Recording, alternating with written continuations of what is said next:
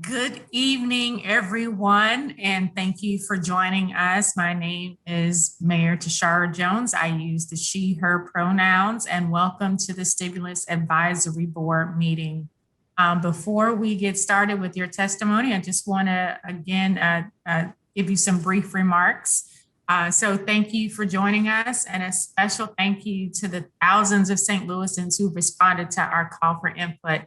Nearly 1% of city residents shared their priorities for direct relief with my administration, and I look forward to hearing from the more than 100 individuals who've signed up to share their ideas with us today.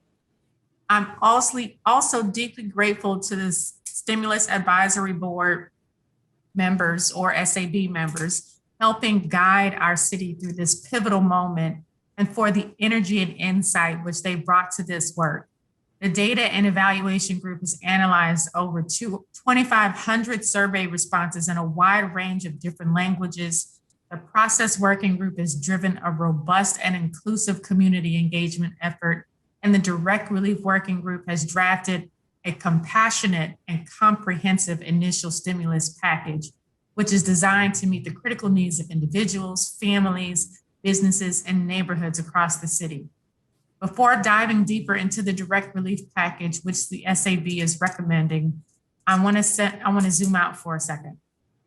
As you know, St. Louis is at a crossroads. Deep racial inequities compounded by an unprecedented pandemic, an economic recession, and a wave of violence have pushed families across our city to the brink.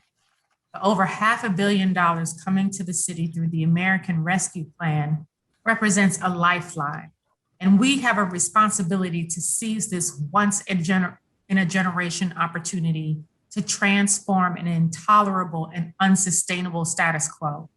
I am committed to investing these funds in line with the community's priorities for maximum transformational impact. Just as we've intentionally invested in the Central Corridor for the last 50 years, we must use Recovery Act dollars to breathe new life into North St. Louis and parts of South St. Louis. We can use these funds to build affordable housing, expand public transit, renovate schools slated for closure, upgrade community and recreation centers, provide free public Wi-Fi, redesign our 911 dispatch system, transform the city's vacant land from a liability to an asset, invest in workforce development, and much more. The possibilities are endless, and I'll need your help in order to ensure that my administration's priorities reflect your needs. I'm committed to incorporating your ideas in order to make this a people's stimulus and a people's recovery. Process is policy, and I believe that bringing in diverse perspectives will help us make wise investments and build a diversified portfolio. At the end of the day, the truth is $500 million is too much money for the city to allocate alone, so we need your help. That's why I plan to allocate a portion of the funds through this participatory budgeting process. It's worth emphasizing that this is an advisory board, not a decision-making body. The city's budget power will continue to lie with the Board of Estimate and Apportionment. In the interest of clarity, the Stimulus Advisory Board has asked me to provide the public with an overview of the process through which the city spends money. The city allocates funds through the appropriations process. Money cannot be spent until the proposed expenditure has been approved by the Board of Estimate and Apportionment, which is made up of myself, Comptroller Green, and Board President Lewis Reed. Once the Board of ENA has recommended the appropriation, it must also be approved by the Board of Aldermen. The city can't spend money until both the ENA and the Board of Aldermen have approved the use, and I look forward to working with my fellow elected officials in order to deliver direct relief to residents by July 1st. The deadline to approve the city's budget is the fastest way to deliver direct relief. If a city department plans to spend the funds on its own, it can proceed. Contracts with third parties are different and will need to comply with local, state, and federal procurement requirements.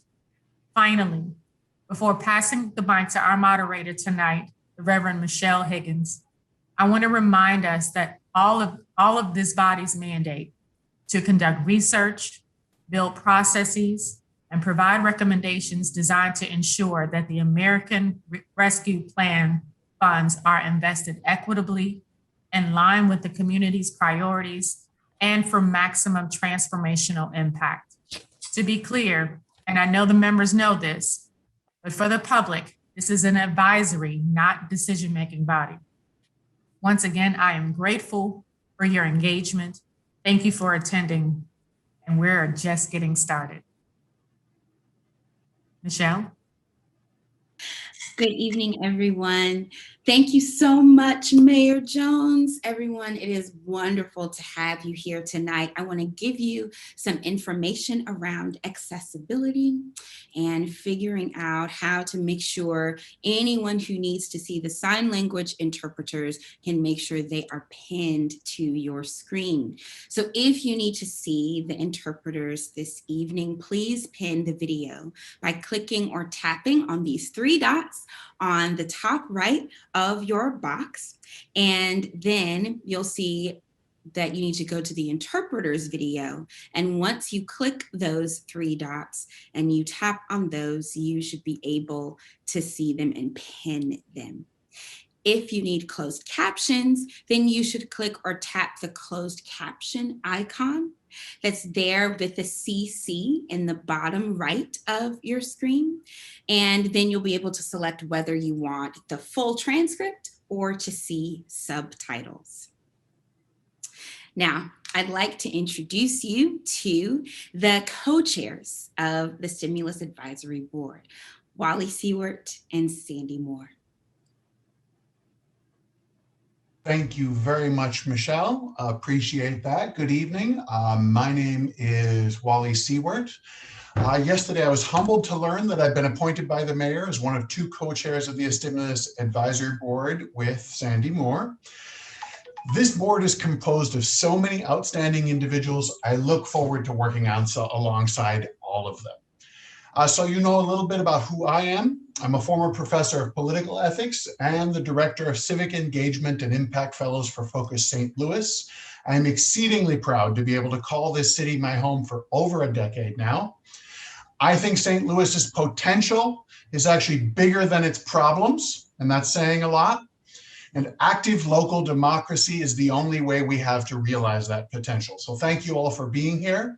It's an honor to play a small part in making that potential a reality.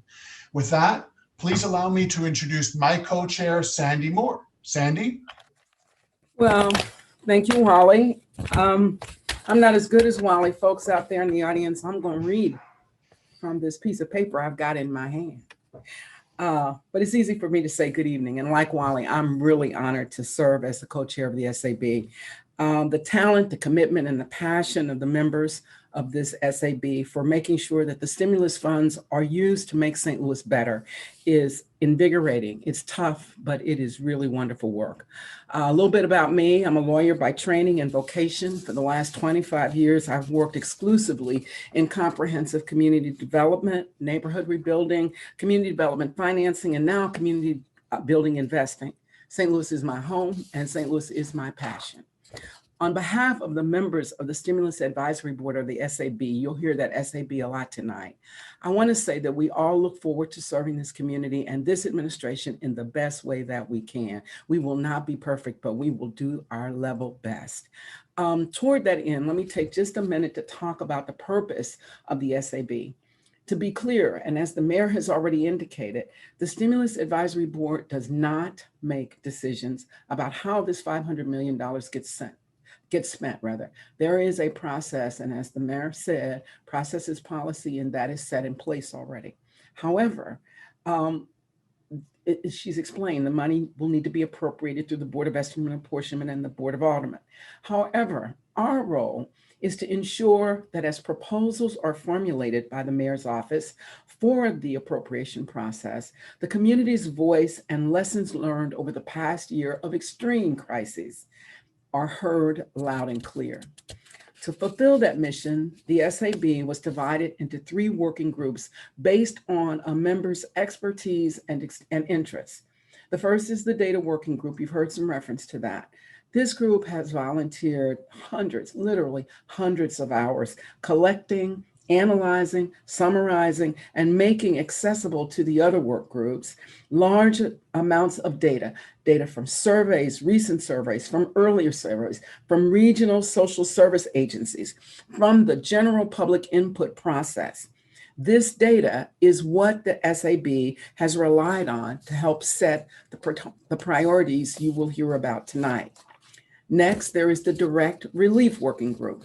That group is tasked with taking the public input and the data and working directly with the mayor's staff to make sure that the public input shapes the mayor's spending proposals. You will hear most from the Direct Relief Work Group tonight because direct relief to citizens, businesses, and institutions was the mayor's first priority, and it was the priority that emerged from the citizen input that I just described above. And the third work group is the Process and Planning Working Group, whose charge is to strategically guide and shape the work of the Stimulus Advisory Board, especially with respect to community engagement, so that we as a board are consistently in listening, analyzing, and recommending mode on behalf of getting the public's input front and center for the decision makers. The members of the three groups form the Volunteer Citizens of the Stimulus Advisory Board, or the SAB. The SAB will sign off on recommendations to the mayor's office as a full board. That is the purpose.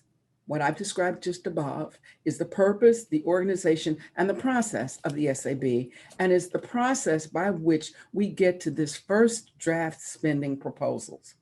You, the public, got the first draft already because it's been publicly released.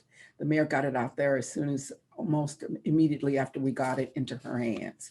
You'll see a short presentation on it in just a moment. So to summarize, because we know that many of us, including me, are better when we hear it more than once. The document you saw and which will be discussed here tonight was developed by the Direct Relief Working Group based on data and process from our companion working groups in consultation with the mayor's staff. The priorities are based on public input and data collected in roughly the last month since the formation of the SAB.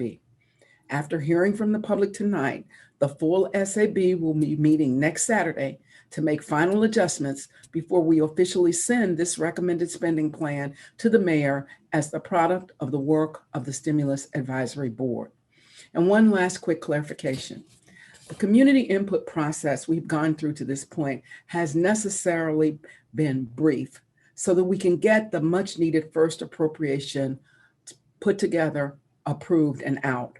We know that the needs of citizens are pressing, and we acted like they are pressing. After this, we will have another roughly $200 million to spend this year, and we will be receiving another $250 million next May. This Stimulus Advisory Board will be designing and helping the mayor's office to implement an even more extensive and thorough community engagement process for the next rounds of funding. We will take what we learn from this process and make improvements and make adjustments to get better input and to get better output. This money belongs to the city, to the citizens. And this initial appropriation we are considering tonight is, as the mayor said, just the beginning. So please stay constructively engaged. And we look forward to hearing from you all tonight. Thank you. And with that, I'll hand it back to our wonderful moderator, Reverend Higgins. Thank y'all so much. And now we're going to have a presentation of the current recommendations by the Direct Aid Committee.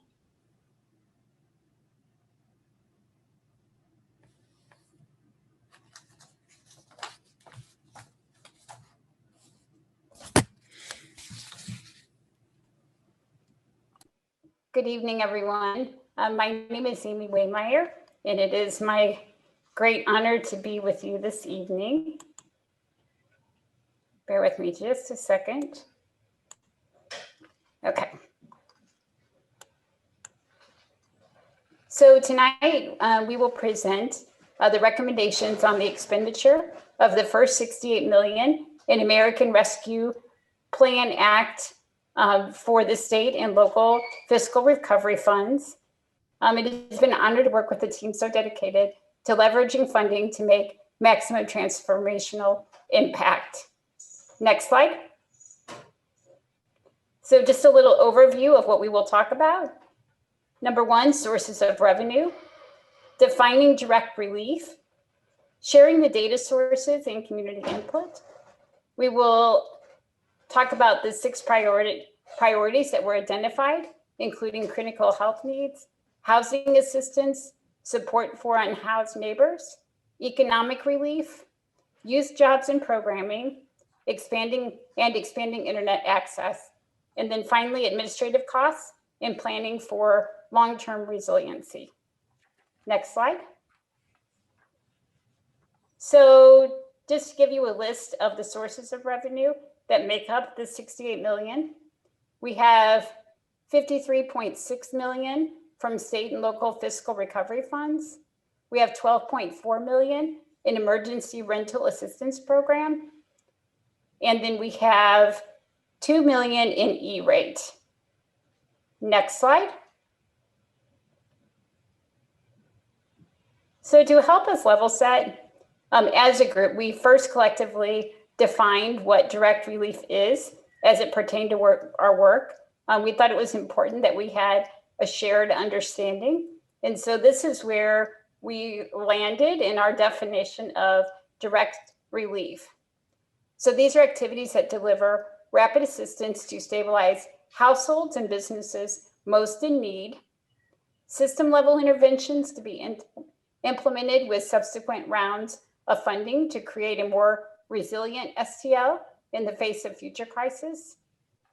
And then considerations for inclusion of activities under direct relief included, we wanted to focus on populations that are historically underserved by previous or current relief programs during the COVID-19 pandemic, funds that need to be spent on a short time frame, so emergency rental assistance, for example, activities that serve multiple purposes, so trying to get the most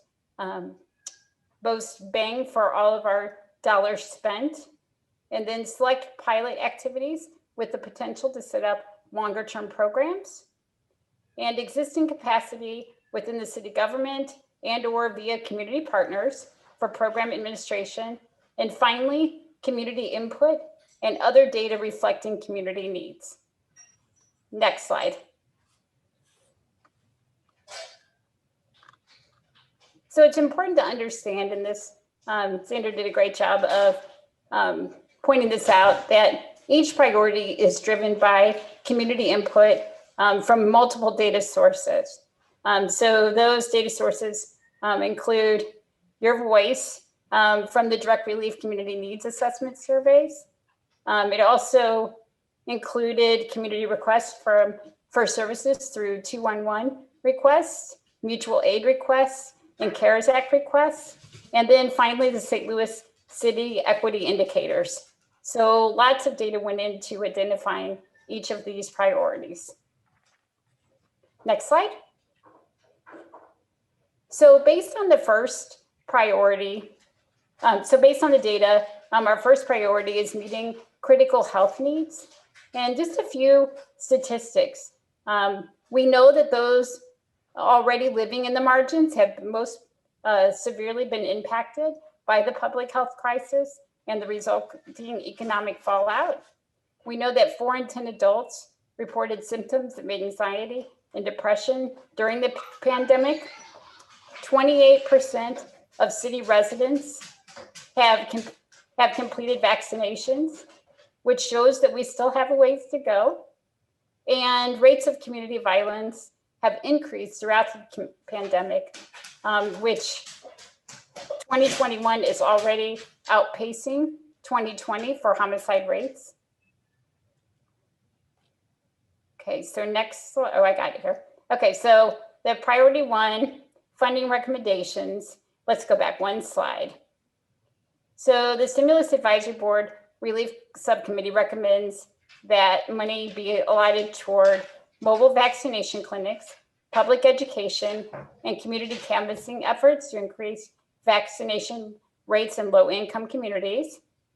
hiring community health workers and establishing a fund for retention and recruitment of home healthcare workers and direct support professionals to support individuals with disabilities, behavioral health providers, and finally, evidence-based community violence intervention programs such as Cure Violence. Next slide. And so the next slide is a chart of how that money is recommended, the allocations. And so we have 500,000 going toward canvassing and community outreach, 1.75 million going to community health workers, 2.25 million going to behavioral health providers, 1.5 million going to home health care and direct support care workers, 2 million going to community violence intervention programs, 1 million going to mobile vaccination clinics, 150,000 going to vaccine education and marketing, and finally 500,000 going to contingency. So our grand total is 9.65 million on priority 1, which is meeting critical health needs. All right, and I'm going to turn it over to Ed. Thanks, Amy. Again, my name is Ed Bryant. I'm with the Stimulus Advisory Board. I'm going to be talking about 2 of our priorities. Priority 2, which is around funding for housing and rental assistance, and funding, and priority 3, which is support for our unhoused neighbors. One of the things that we have been informed by the data around this area of housing and utility assistance, that we know that St. Louisans are having a difficult time to achieve and maintain housing stability. And also, city residents have already identified housing as their single biggest budgetary cost, and housing remains a massive barrier to economic security. And then third, the city has had some challenges to disperse funds in a timely and accessible manner. So our recommendation from the Direct Relief Committee is that stimulus funds should be dispersed and centralized in a trusted partner, and an online application portal will be created, and the city invest in door-to-door outreach and case management. Second, that a fund be created to assist those at risk of losing their homes due to being behind in property taxes. Third, expanding legal representation in eviction proceedings as an intervention to reduce evictions and homelessness. And fourth, providing housing and utility assistance. Next slide. So here you see the line items and the recommendations of categories that we're recommending, that $12.4 million, that those are ERAP funds. Those are the funds that are part of the ARP Act, but are not part of the SLFRF funding package. $1.5 million in mortgage assistance, $150,000 in real property tax assistance, $250,000 in accounting and legal compliance, $250 in online for the online portal, $250 for the call hotline, $1.5 million for public benefits navigators and case managers, $250,000 for legal assistance, $300,000 for mediation, and $1 million for in the contingency category, which brings us to a grand total of $17.89 million. Next slide. The third funding priority is aid for our unhoused residents and neighbors. So one of the things that we saw, that as soon as the eviction moratoriums end, thousands of St. Louis residents became homeless. In July of 2020, 1,260 individuals were experiencing homelessness, and around 30% of those individuals were unsheltered on a single night. Black residents are nearly 4 times as likely to be homeless as white residents. So our recommendations are that there be an establishment of an intentional encampment for those who prefer to live outside or are not ready for shelter, for a shelter environment. The establishment of a safe haven to provide 24/7 walk-in option for those seeking shelter. Third, that there be a community outreach to assist in assessing services, case management, and wraparound services. Bridge housing to support those who are newly evicted or leaving the justice system and finding temporary housing at a hotel or motel. Rapid rehousing to provide immediate funding for rent, utilities, and case management. And finally, a permanent supportive housing for affordable housing assistance with support services to address the needs of chronically homeless individuals. Next slide. So here you see the line items that we're recommending: $2 million for intentional encampments, $1.386 million for safe haven, $1.5 million for emergency shelter, $200,000 for centralized intake, $1.25 million for wraparound services, $700,000 for case management, $250,000 for community outreach, $1 million for bridge housing, $2.5 million for rapid rehousing, and $1.5 million for permanent supportive housing, and $750,000 for contingency, bringing us to a grand total of $13,086,370 total. Now I'm going to hand it over to Megan Amia Green. Thank you, Ed. I'm Alderwoman Megan Aaliyah Green, and I'm going to walk through the next 3 funding priorities as well as the implementation of these priorities. So the next priority we have is economic relief. We know that businesses and households in our community are still struggling to pay their bills, and with the state of Missouri blocking federal unemployment benefits, households and businesses that are suddenly losing some of these benefits are going to have some different and evolving needs. We also know that we need to support workforce development to make sure that the skills that people have match what is needed in the job market. And we also recognize that there's been a growing gap in access to early care and education programs and the expense that goes along with those programs. So the Stimulus Advisory Board Direct Relief Subcommittee is recommending that funds be directed toward small business and nonprofit grants, restaurants, venues, other hospitality sectors and businesses. We're recommending developing a technical assistance hub for minority and women-owned businesses to provide tax filing assistance, web design, legal advice, things like that. We are recommending investing in expansion of workforce development capacity to, again, make sure that workforce needs are matching the skills that workers have in our community. And we are pushing for establishing a city unemployment worker assistance program to provide a one-time $350 to $500 payment to the estimated 10,000 St. Louis City residents who are being impacted by the state of Missouri blocking federal unemployment benefits. And last, we are recommending expanding capacity for early childhood and early care and education in our city. Next slide. So you can see on this slide the breakdown in each one of those funding categories, from the city worker unemployment assistance program coming in at around $5 million and going down from there to a total of $14.5 million that we are advocating to go toward economic relief in this funding package. Next slide. The next priority is youth programming. We know that about 42% of youth in our city live in households who are below the poverty level, and only about a third of our city's youth right now participate in out-of-school programming.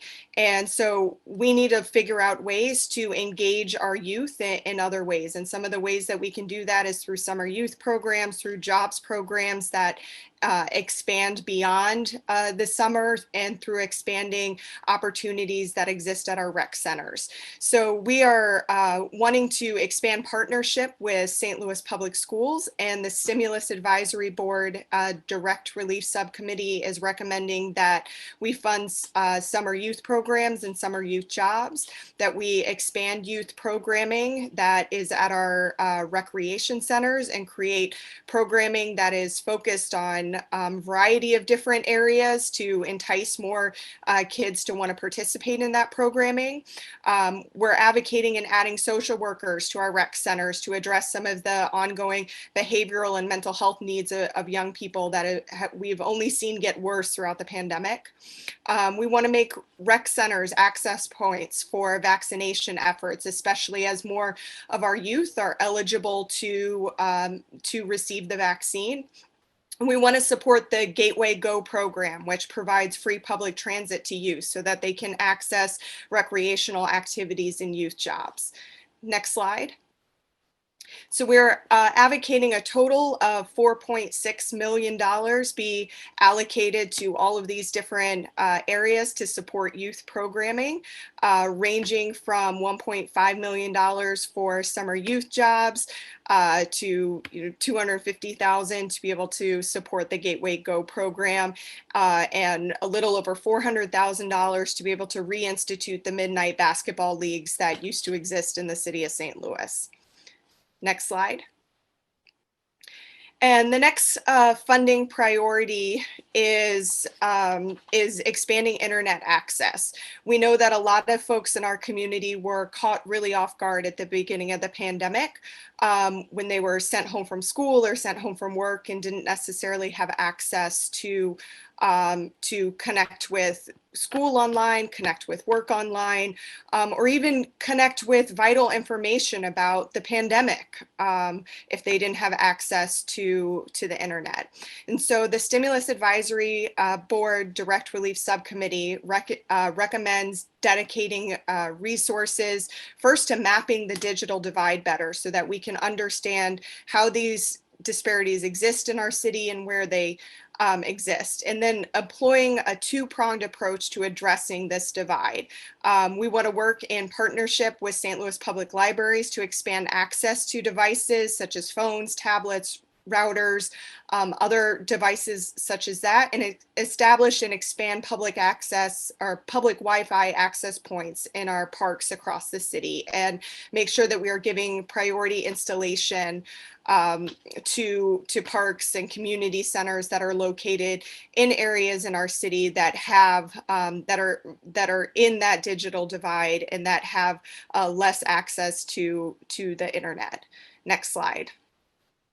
And so through the E-rate program and through that partnership with St. Louis Public Libraries, we are recommending a total of $6 million be allocated through this round of funding to expand internet access. Next slide. And then the last piece of this, we recognize that in order for any of these priorities to be successfully implemented, that there must also be funds that are dedicated to implementation, oversight, and planning for long-term resiliency.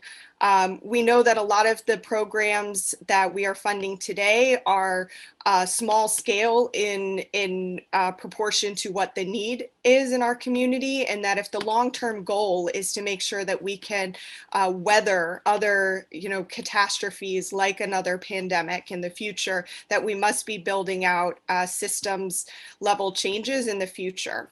So in order to do that, we have to make sure that we are building out the staff capacity in city government to oversee, implement, and manage the programs around these 6 priorities, and that we have the funds needed to be able to do the compliance, the monitoring, the auditing, and the administration of these programs.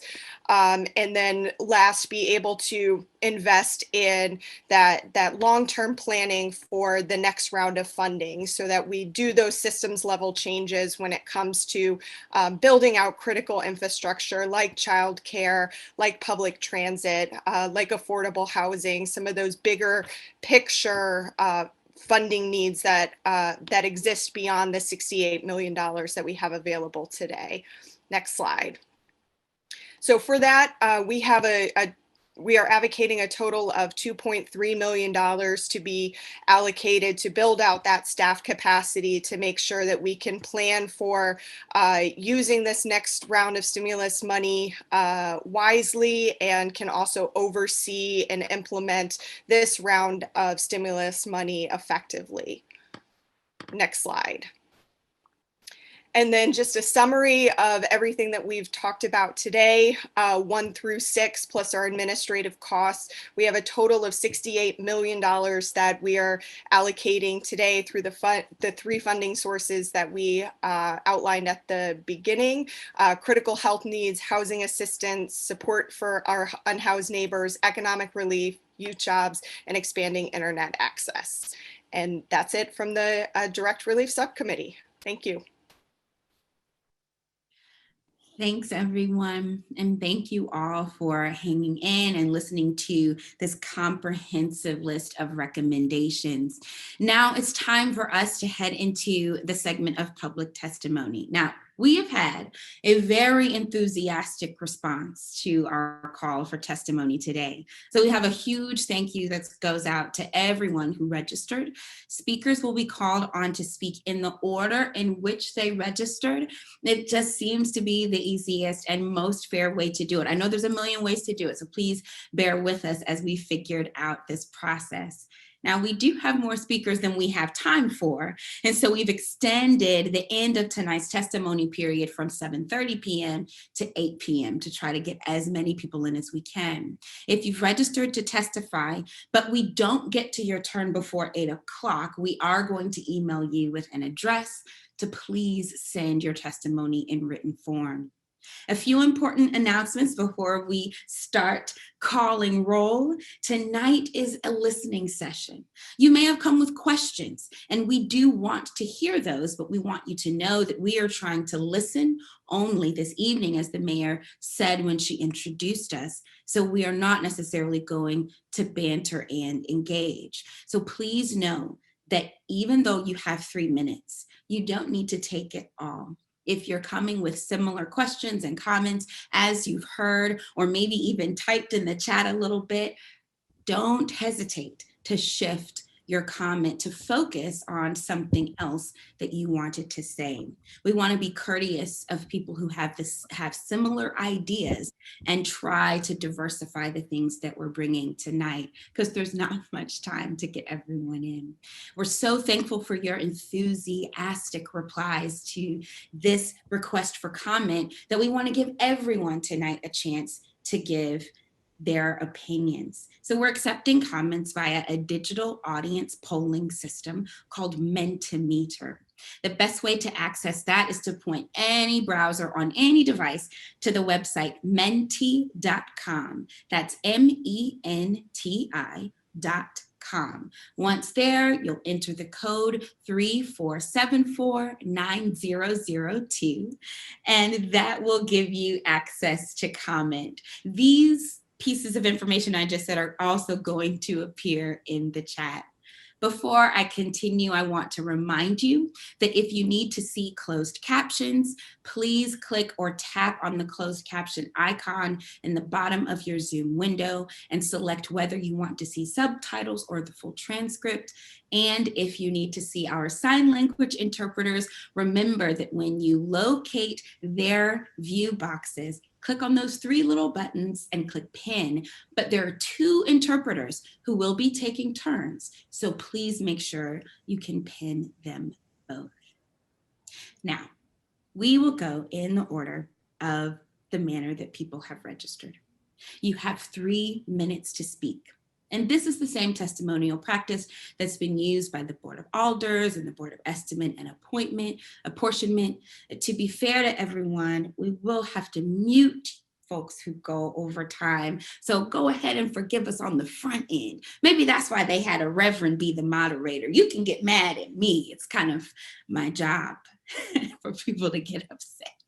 So please feel free to hear us when we say, hey, boo, you got 30 seconds left, and go ahead and wind that time down before we have to mute you. If you have decided that you no longer need to testify, you can simply private chat me or our host, STLTV, and let them know your name and you don't need to testify. When I call your name, will you do us a favor? Go ahead and say your name, especially if I have mispronounced it. Please give us your name before you begin your comment. If everyone feels ready, I do too. My name is Michelle Higgins. I'm excited to be your moderator tonight, and hopefully you'll only hear my voice come in and out to say next person. Let's get started, everybody. Lindsey Noblit is the first to testify. Hey, everybody. I can't believe I'm first. This is so awesome. First of all, this group of people is so impressive. I feel so blessed to be here. My name is Lindsey Noblit. First of all, I want to thank Mayor Jones, the Board of Aldermen for the opportunity to speak, and the Stimulus Advisory Board for the thoughtful draft plan. I am a mother of a 2-year-old, a city resident in the 8th Ward, and a small business owner in the 7th Ward. And I am a special projects director at Southside Early Childhood Center located in South City. We are the oldest child care center west of the Mississippi, opening in 1886. We are a federal Head Start and early Head Start agency, and we serve children 6 weeks to 5 years old. Our population is largely composed of families of color, immigrants, and refugees. I am personally and professionally tied to caring for our biggest asset in St. Louis City, our babies. And man, do I really love moms and babies. So this year has been really tough on everyone, but I would say it has been especially tough on moms. We have been pushed to exhaustion trying to juggle life and work and virtual learning, but still it feels like our country and state and city does not warrant our needs as a priority. We are the first to wake up and the last to bed. It genuinely feels like no one cares about our well-being, our place at work, and that our babies' tiny, perfect brains are building more in the first 3 years than any other time in their little perfect lives. Imagine if we crafted a budget for moms. What would it look like? Right now, we have a chance in St. Louis City to put the lives of our babies and moms first with funds from the direct relief. And we can start by funding childcare so moms can work, can live out their professional dreams, or just have a break. This is why today we are asking the SAB to fund $8 million instead of $2 million for childcare in this first round of direct relief. Recently, Childcare Aware Missouri estimated that St. Louis City had 182 open childcare programs, which is only 78.4% of where we were in September 2019. In May 2020, St. Louis City had childcare program capacity for 9,926 children, which is only 81.6% of the available in September 2019. Lindsey, you've got 30 seconds. Oh my God. Okay, childcare is critical infrastructure and should be treated accordingly. The majority of childcare facilities in St. Louis are run and operated by women of color, the backbone of our city's care economy, working on poverty wages. Without them, many families and single moms opt out of the labor force completely. The Stimulus Direct Relief Fund gives the city of St. Louis the opportunity to support our moms to get back to work and to make it through this very difficult time. $8 million in direct relief will assist centers and homes to continue to keep their doors open and the ability to retain and hire high quality staff. $8 million will allow facilities to make payroll for one more quarter. For many childcare providers, the second round of PPP is running out. Again, childcare is critical infrastructure. Please fund childcare. The health and well-being of our tiniest citizens depends on it. Done.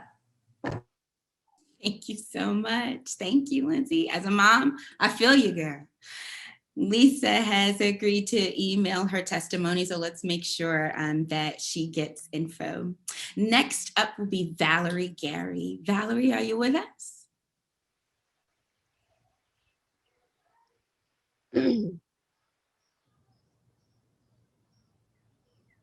Going once. All right, we're going to move on to John Gall. Are you with us, John?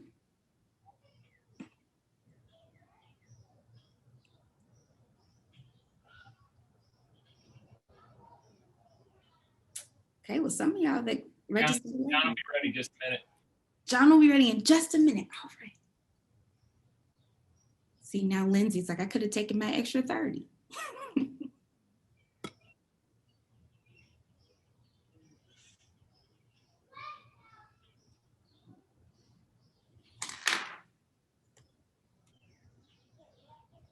John, you're on the call.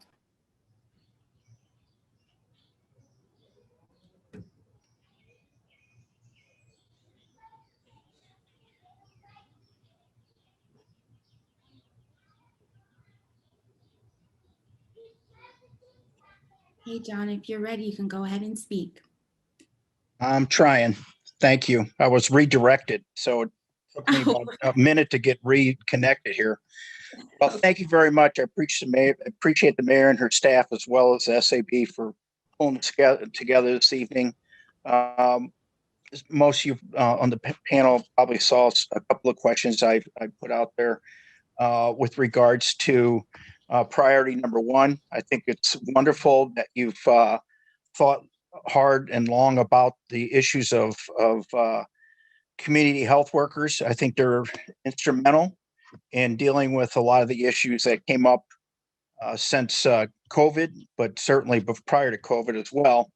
One of the things that I was wondering is, especially in light of some of the programs that are out there, like in Denver, the STARS program or the CAHOOTS program in Eugene, Oregon, places like that.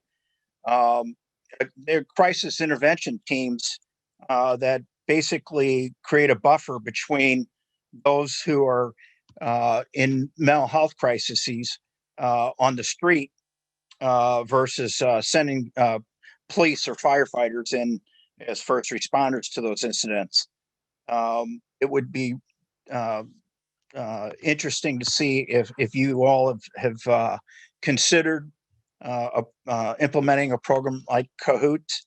If my understanding is correct, it is about a $3 million a year program.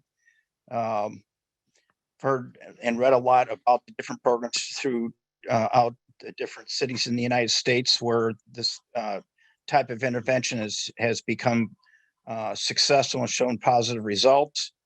So when a call comes into 911, fortunately, in some of these areas, there's 3 areas to direct it to, either police, fire, or to the crisis intervention team for mental and behavioral health issues. And so with that, I would really like to see at least that to be seriously considered. And I do appreciate the opportunity for sharing my thoughts here. Have a good evening. Thank you. Thank you so much. Joan Lipkin, you're next.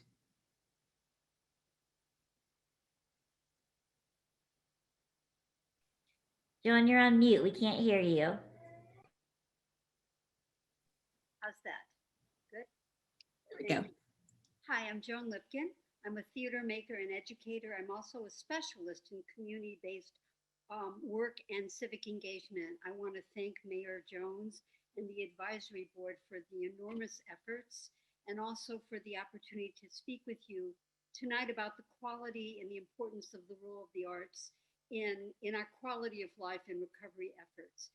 Much has been written about the arts as an economic driver, or the fact that artists, when employed, also put money back into the economy.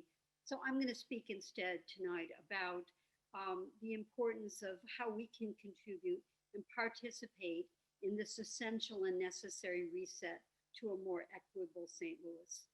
I use the term arts broadly to include visual artists, writers, performers, dancers, musicians, videographers, photographers, filmmakers, composers, directors, and artist educators, those who excel at using any number of these mediums to provide information, but also engage with the public around self-expression. When we think about some of the critical areas that have been identified by the American Rescue Plan, along with our fellow citizens and the mayor's office, to identify needs like vaccinations, transportation, community violence intervention, programming for youth, for example. Let's also make sure that we include outreach to often underserved populations in our community, including people with disabilities, seniors, LGBTQ+, and immigrants. Most of us consider the arts in more traditional ways. I want to suggest that we can, and many of us have experience in helping plan to provide much needed support. We can create graphics, music, video, and dance to promote vaccines. We can offer conversation circles and art making opportunities to mitigate violence in our community. We can design and oversee summer youth programming and beyond. And yes, we can also put on conferences and concerts and plays. But what I really want to say is that we can partner with you to problem solve and to change the quality of life through the arts.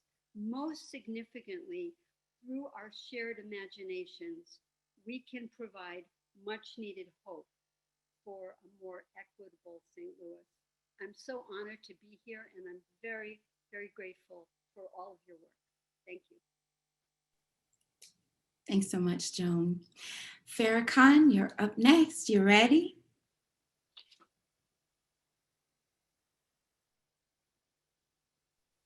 Yes, I am. All right. Want to make sure that the sound is working. Okay. All right. Great. Thank you, Mayor Jones and members of this advisory board. As this is a very, very important engagement process. As the results of this recommendations or any insights from this process, it will greatly impact generations of St. Louisians to come. I'd like to ask this advisory board to prioritize an increase in the cap of Prop NS funding for LRA-owned properties that can be nominated for stabilization, and to increase the amount or provide more funding for homeowners seeking assistance and funding of home repairs as we seek to aim and stabilize property and home assets and home value in North St. Louis. I also advocate asking for the prioritization for the support of community organizing centered around community-based development and enhancement. In addition, I also like to reinforce the already priority that this advisory board has already made of increasing youth employment and youth services allocations and resources. The Federation of Block Units, Young Voices with Action, and myself personally stand ready and able to assist whenever and wherever possible, and at your leisure. So thank you for your time. Thank you so much. Next up is Barbara Martin. Barbara, if you're here, will you raise your hand so we can make sure you're with us?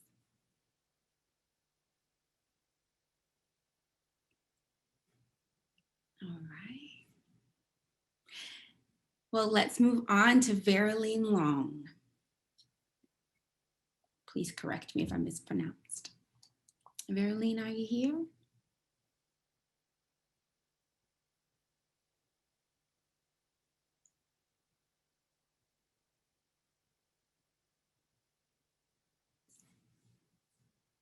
All right. Is Jordan Henry with us? Jordan? Hi, can you guys hear me? Yeah. Perfect. First and foremost, thank you guys all for putting this together. This is a beautiful campaign, and grassroots from everyone who's been involved, and kind of what the framework is laying out for moving forward. Kind of just having the people who are most marginalized being the ones that are receiving kind of the most relief, and kind of so on and so forth. I won't hold you guys up. You guys have a lot of work, and I know there's a lot of people talking. So I just kind of want to point to somebody in Columbia, Missouri, who's doing something kind of cool. If you look at Stripes, they are kind of a student-led organization of drivers that kind of don't work with the police, but they work kind of adjunct to the police. So if a student requires, assistance getting home, whether that be they're too inebriated, whether that be they are too this, too that, they have the access to Stripes, which is a telephone text-based service. Everything is free. Everything is kind of local. And so you don't have to worry about being pulled over with the cops because you are, having fun with your friends, you took it too much. You don't have to worry about not having a way home because your boyfriend and you are getting into an argument, this, that, and the other.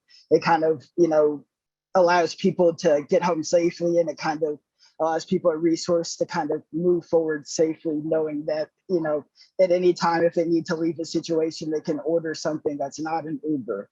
that's not, you know, a taxi, that's not their boyfriend, that's not a stranger on the street who's trying to pick them up or, you know, give them help supposedly. We just have that resource for everybody in our town to know. Thank you for your time. Bye-bye.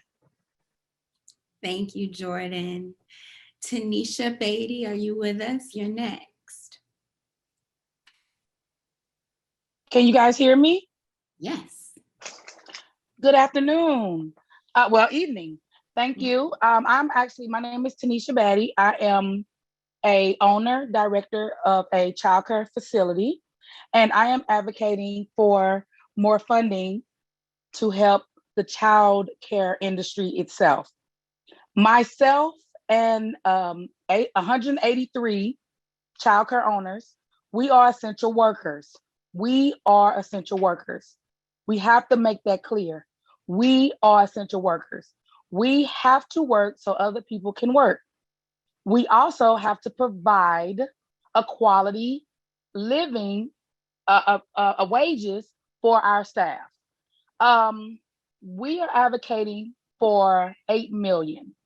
The reason that we're advocating for 8 million is because we want to be able to pay a substantial amount of wages. Our employment has gone down. No one wants to work because they are getting all this money from unemployment. The childcare industry has been suffering for years as far as having quality workers, because in order to get quality workers, you have to pay quality wages. If they cannot live and feed their families, they're not going to want to come in and share their knowledge with children because they are struggling and their household is not in order. I am advocating today that if we get 8 million this round, it will help us get the economy back jump-started as far as early child care. We will be able to bring good quality childcare providers into the establishments. And we will be able to allow them to come off of unemployment, come off of food stamps, because right now we only can afford minimum wage during this time of pandemic. So some of us can barely afford that. So 2 million would only give each childcare center $10,000. That does not cover one payroll. And I'm being honest and truthful. We need a substantial increase to our situation. That is what I'm saying. 30 seconds. But to advocate, I am here for my staff. I want them to grow and learn and get educated and be able to afford education. So I advocate for 8 million for us because we really, really need it in order to pay quality people. Thank you. Thank you so much. Rashad, are you here? I am here. I don't know if I'm on camera at all, but I am here. I don't know if my webcam's working right now, but I did dial in on Zoom. Okay. Well, I'll go ahead and get started either way. Thank you for the opportunity to comment. My name is Rashad Statia. I use he, him pronouns. I'm an attorney and a mediator, and I'm the programs manager at the Conflict Resolution Center. Over the past year, I've served as the manager of our eviction prevention mediation program, working with landlords and tenants in St. Louis City to keep eviction matters out of the courts and tenants housed. Since July 2020, our team has been at every unrepresented landlord-tenant docket with Divisions 27 and 28 to mediate eviction matters.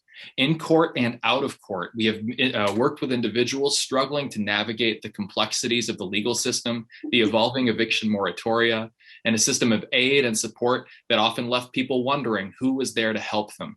We have opened over 1,000 case files and have convened for nearly 600 mediations. The eviction process is incredibly complex. For the average person without the relevant legal background, navigating an eviction is time-consuming, frightening, and overwhelming. It's sometimes embarrassing. In their lifetimes, most people never have to see the inside of a courtroom, but this pandemic has brought with it a world of new challenges and fears. As tenants find themselves unemployed, homeschooling their children, and/or taking care of their loved ones, the threat of housing instability and homelessness lingers. Before a tenant has had an eviction hearing or a judgment against them, the mere filing of an action has lasting implications in form of a public record that follows a tenant from rental application to rental application, leading to denial after denial.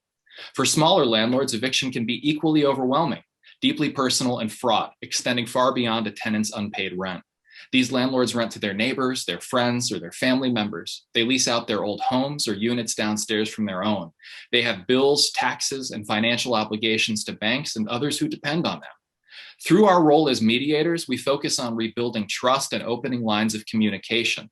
We work to create lasting arrangements that account for future disagreements, disruptions in rent, or other communication breakdowns, and making a safe space where adversaries work together and become collaborators. We foster environments that lead to conversation and accountability for everyone involved.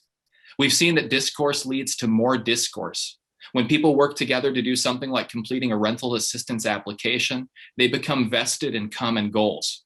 When individuals in conflict receive holistic and responsive service, the beneficial impact spreads beyond the dispute and out into our community. Our best ambassadors are the ones who have gone through our process. In acting as emissaries for rental assistance funds, including our own, we have seen firsthand the power of translation and the need for accessible information. On their own, landlords and tenants have struggled to complete rental assistance applications or have had difficulty understanding the numerous funding streams, be it CARES, ERAP, SAFER, or the myriad of other acronyms. The transparency we have provided through mediation cuts through the confusion and provides comfort in the tumult. We've been honored to act as guides for landlords and tenants on this journey, and I thank you for your time and for the opportunity to share some of what we've learned along the way. Thank you so much. I appreciate it. Sorry we couldn't see each other, but I do appreciate it. Thanks. Thanks so much, Rashad. Excellently timed. I just have to add that in. Gregory Anderson, are you with us?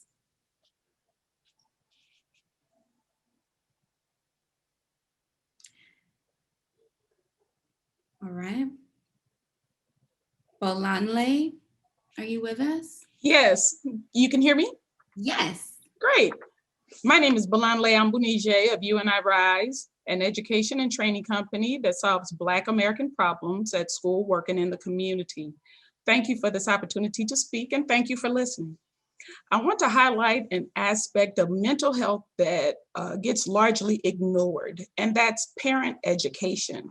Equipping parents with the information and tools that helps them create a home environment that supports academic success, and by extension, life success, goes a long way towards supporting a parent's mental health. Prepared parents are happier, more proactive and engaged with their children, and are less likely to abuse and otherwise endanger their children. Children of prepared parents are more likely to succeed in school and are less likely to engage in criminal activities as they get older. I'll close by saying an intelligent society invests in equipping its people to be productive parents. So investing in parent education will make a positive impact on generations, because when raising our children, we're also raising our grandchildren. Thank you.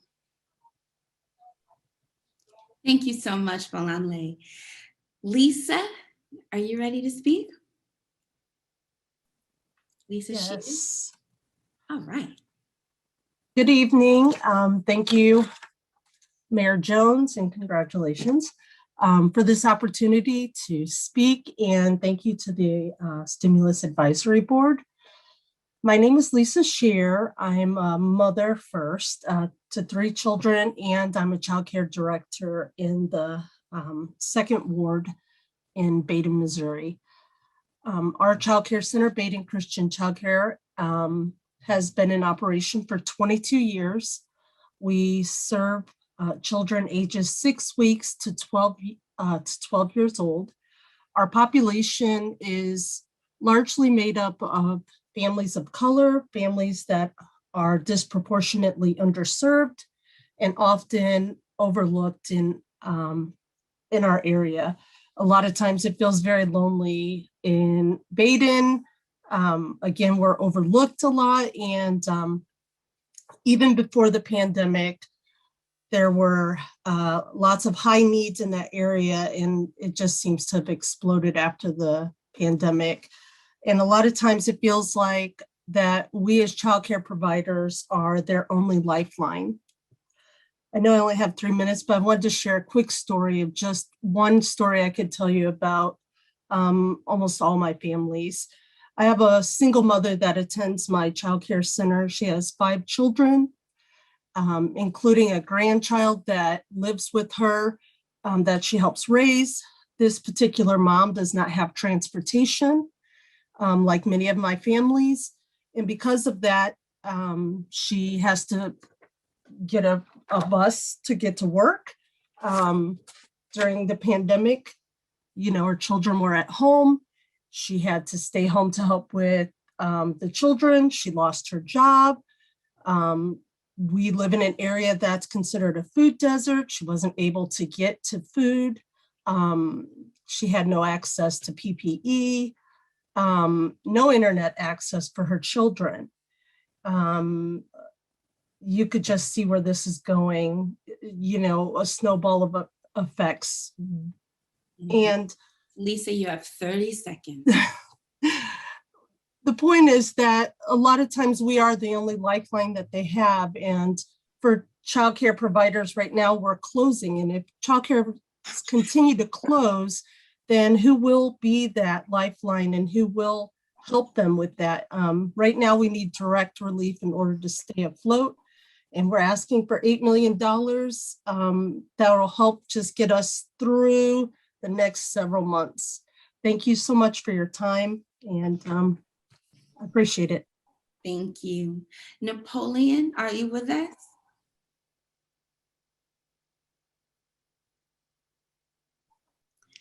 Stephanie Henton, are you with us?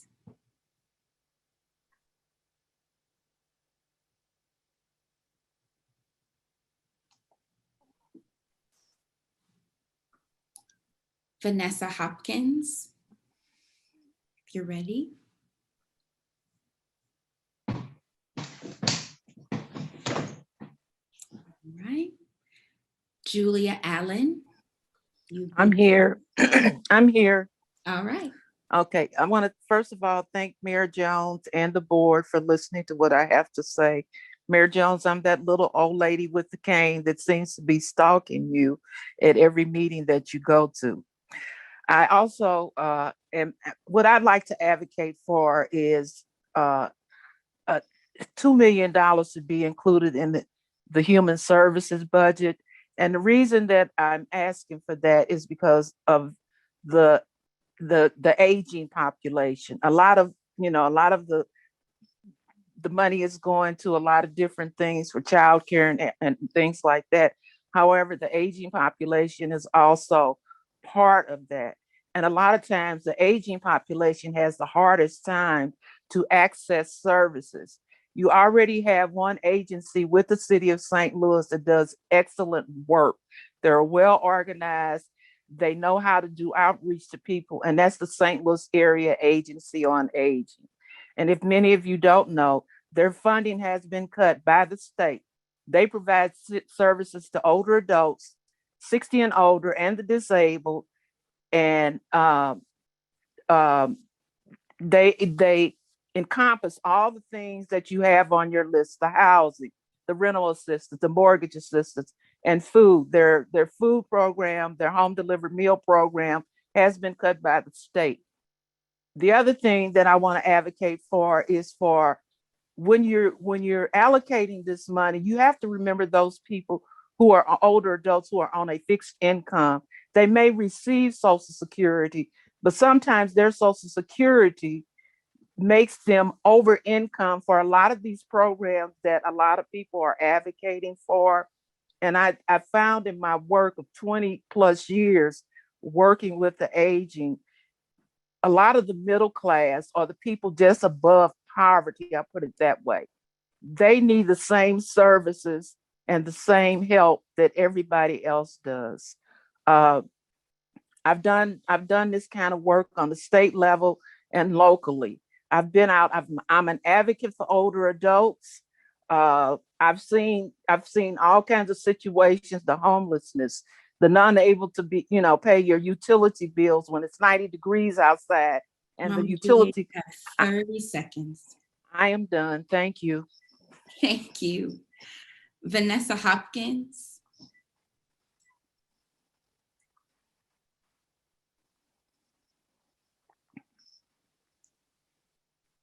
She may need to unmute herself. Vanessa, can you unmute? I just did. Thank you. All right. Thank you all for your time. I just had some concerns. I'm an 18-year educator, recently moved back to St. Louis after some travels in different places. But I had some concerns about the barriers that may be presented when trying to support quality education in St. Louis, and that being certification and making sure we get people certified as quickly and as seamlessly as possible, and how we engage the local universities and the Department of Education in that work, as well as for those people who are creating their own educational services or programs, how they submit proposals to make sure those proposals are being heard by the city as well as by the district, like making sure that's streamlined and those ideas aren't being lost in the fray. Thank you so much, Vanessa. Lisa Marie, are you ready? Yes. All right, go on. Good evening. My name is Lisa Legrone, and I'm the coordinator for the Project High Key, a violence prevention program in the 22nd Ward. I'd like to thank Mayor Jones for the opportunity for citizen input on how the stimulus money will be spent. The Organization for Black Struggle convened a meeting of the 22nd Ward residents to get their idea of what's needed where we live and work. Residents want to end police chases. They put innocent residents at risk, and in most cases, there could be alternative ways to apprehend so-called suspects. Police need to focus on the violent crimes and not the less violent crimes, like traffic violations. We need community-based programs that could train youth in rehabbing some of the hundreds of vacant properties in the 22nd Ward. We need programs like Youth Build that have been successful in other neighborhoods. Slate needs to be more active in the community outreach. They need to start or reactivate programs like the Campus Road reentry and mentoring programs. I would like to see all of the rec centers open up with longer hours. We can open up the Bayer YMCA to non-member residents of the 22nd Ward and extend these hours and programs. We need accessible mental services due to the violence and trauma faced by the residents. There is general concern about city services like trash pickup and alley cleanup in the 22nd Ward. The Housing Authority needs to be accountable for the inhumane conditions people are living in. To sum up, we want a safe and clean place for residents to congregate, socialize, play, learn, and dream. I'd like to thank you all. Thank you so much, Lisa. Next is Christine Michelle. You with us?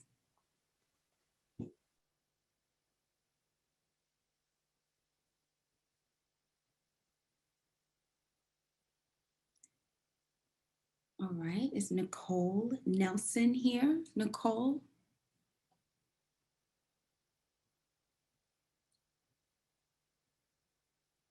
Hello, how you doing? We're here.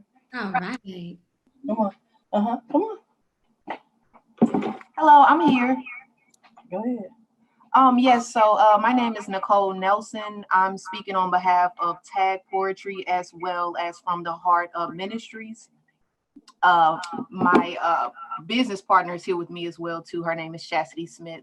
And what I wanted to bring to the attention on tonight was the fact that I know that it was proposed earlier for a total amount of 1.5 million for emergency shelter, as well as immediate emergency services for concerning the unhoused. But I really wanted to touch and address on the fact that we're out here in these streets every day, and the need has grown drastically since last summer. What are we doing specifically to make sure that those individuals that have mental health issues, that they have access to their meds and are not missing those meds due to the fact that they cannot have consistent housing, as well as what is being said or done for the unhoused that necessarily may have jobs but don't have access to housing, that we can provide them with programs for immediate trade opportunities and things of that matter. And I'm going to share the rest of my time with my partner. Hello, this is Chastity Smith. Thank you for the opportunity, and thank you, Mayor Jones, for having us.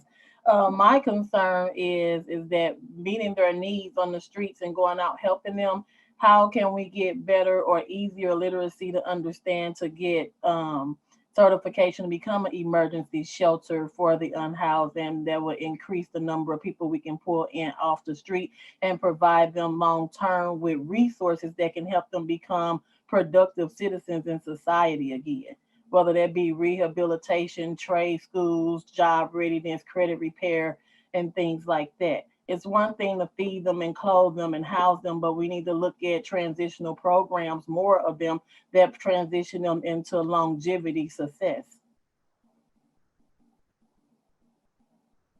And that's it. Thank you. Thank y'all so much. Velta Smith.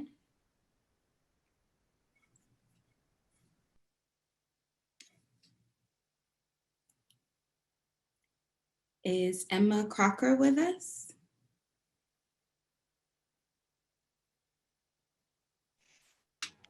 Hi, I'm here.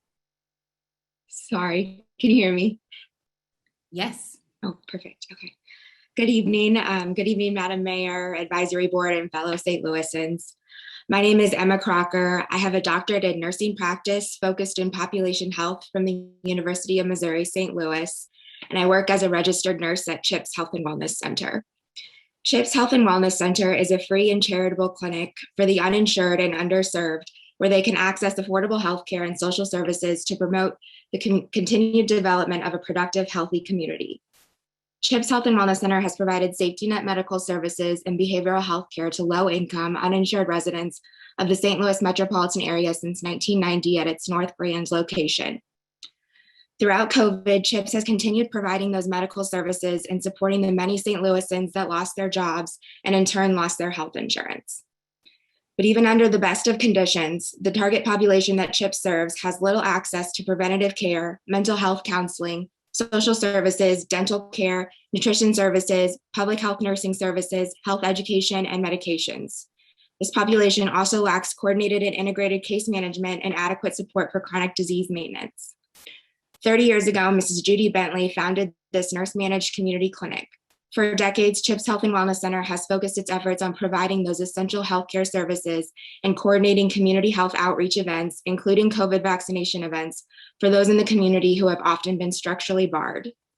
Using some of the recovery funds to invest in these vital community health direct support care resources, as well as trusted, effective community outreach programs, would ensure we meet critical health needs and improve the access to quality care that all of our St. Louis community members deserve.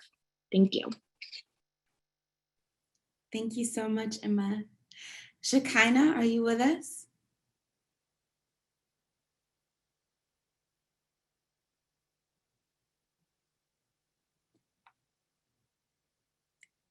Ariel Hadley,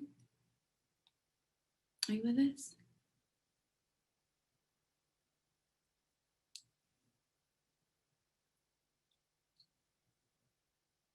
Next would be Elton Thomas.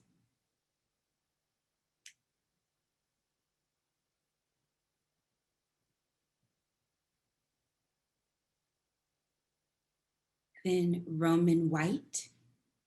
Roman, are you with us? Can you hear me? Rita Chang. Hi, can you hear me? Yes, go on.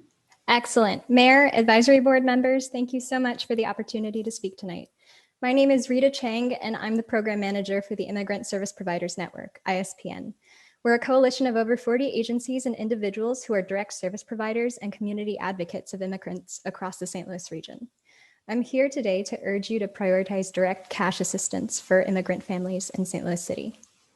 To give you a sense of the landscape, over 21,000 immigrants live in just St. Louis City and over 140,000 in the bi-state metro area. Immigrants of all ethnicities are considerably more likely to work in service sector occupations, and undocumented immigrants largely work in agriculture, restaurants, and hospitality. Throughout this pandemic, crucial government aid has bypassed immigrants due to restrictions on immigration status, lack of language access, among other barriers. Undocumented immigrants comprise 1.3% of the state's workforce, but are ineligible for most governmental aid, such as food stamps, economic impact payments, and Medicaid. Being undocumented means being denied access to necessary social supports that many of us rely on during this crisis.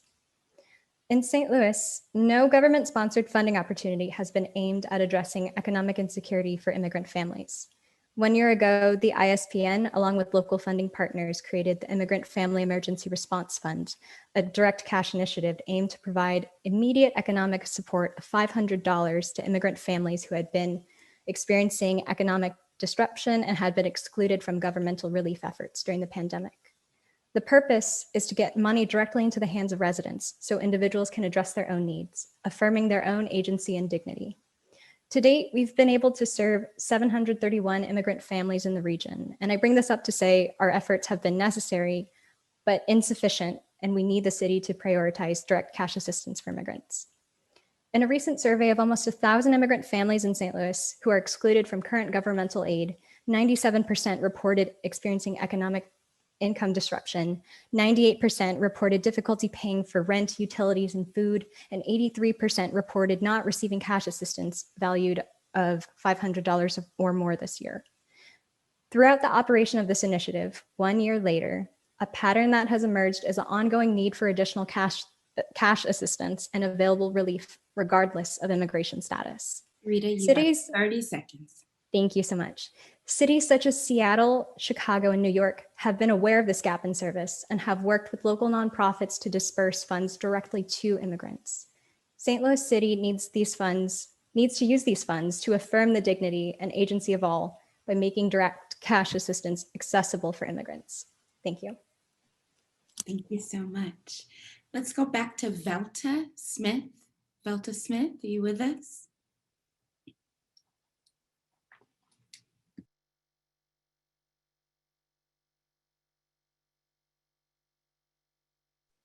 Delta, if you're talking to us, we can't hear you. So if you can unmute, if you're there.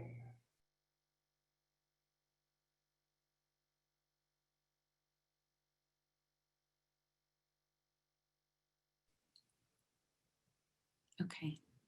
Oh, and thanks, David. All right. Let's go on to Barbara. Okay, Barbara is having a problem with the mic, so let's make sure she's on the list of people who receive emails to get information. Anthony is next. Is Anthony with us?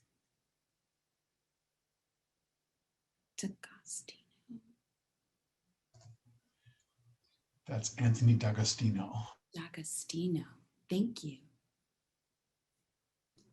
Anthony left. He left us a comment. Okay, thank you so much. Is Kimberly Harley with us?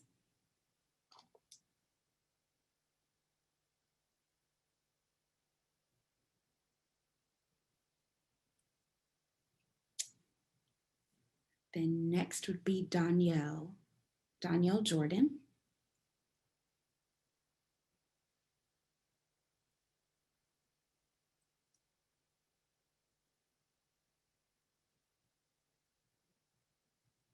Brandy Palmer.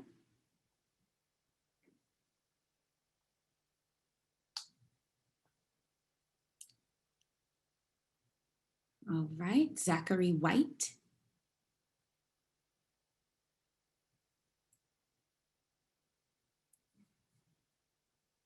Alicia Williams.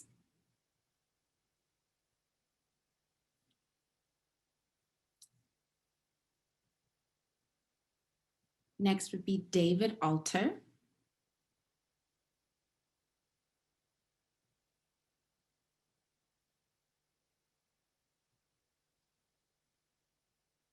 Tracy Tracy TP is how they're registered.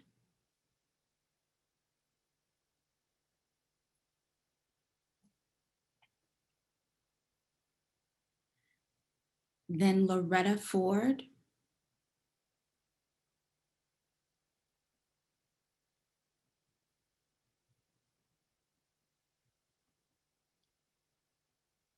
Sherry Cole.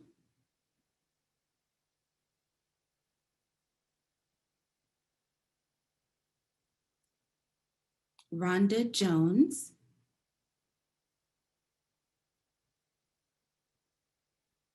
Erica West.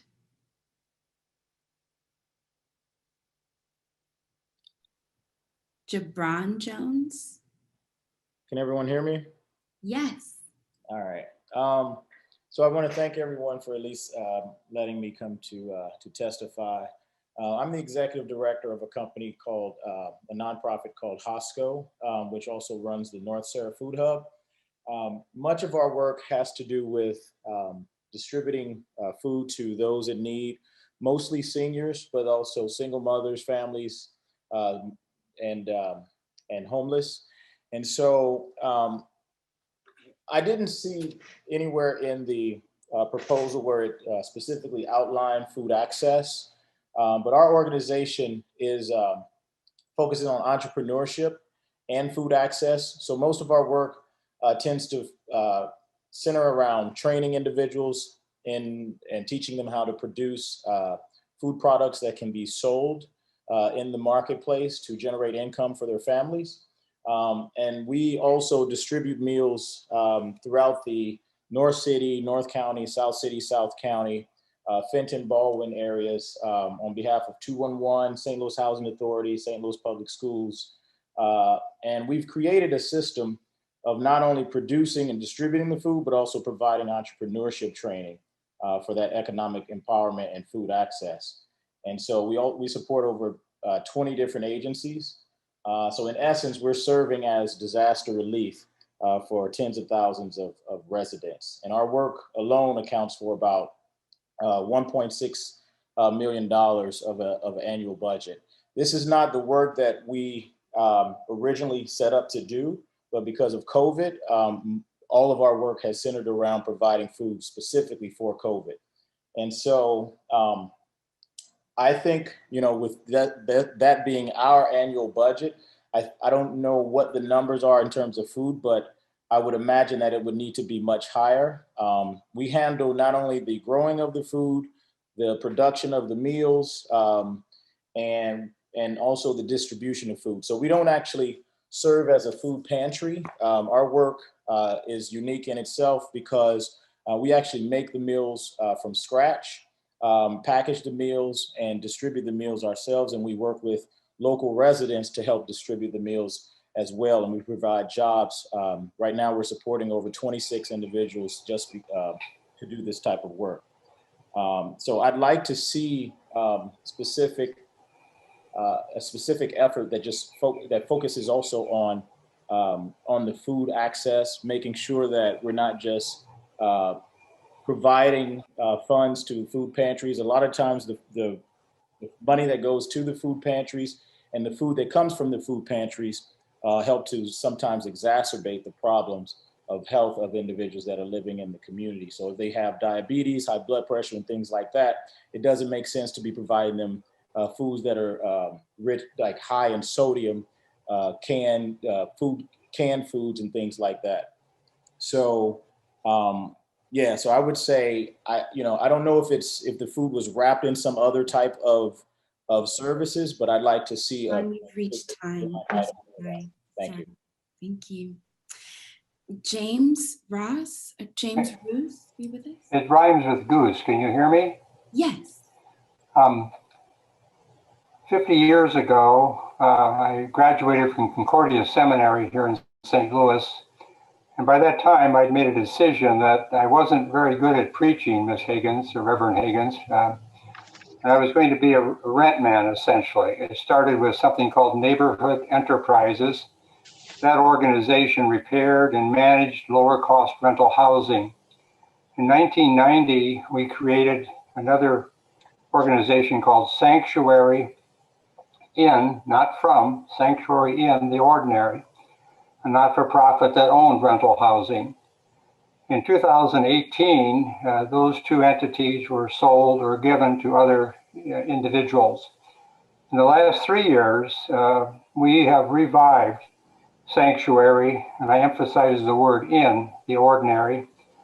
I'd like the SAB to look particularly at the website that we created this year, SITO housing.org. That's the abbreviation, SITO housing.org. I've sent letters to Noel Pfeffer. Mayor Jones is Director of Economic Development. I've gone to the mayor's office with literature. I know Megan Green, Dara Eskridge. I think I've been out to your organization sometime in the past 2 years. What we do is repair and retain lower cost rental housing so that more units are available at less than 50% to people at less than 50% of the area median income. And some of those units are available particularly to organizations providing social service.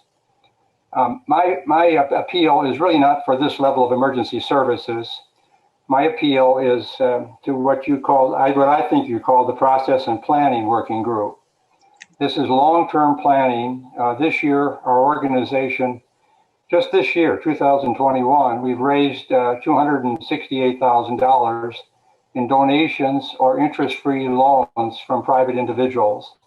And we're doing 2 buildings as a model project. So all this is available to you at the SITO housing.org website. Thank you. Thank you so much.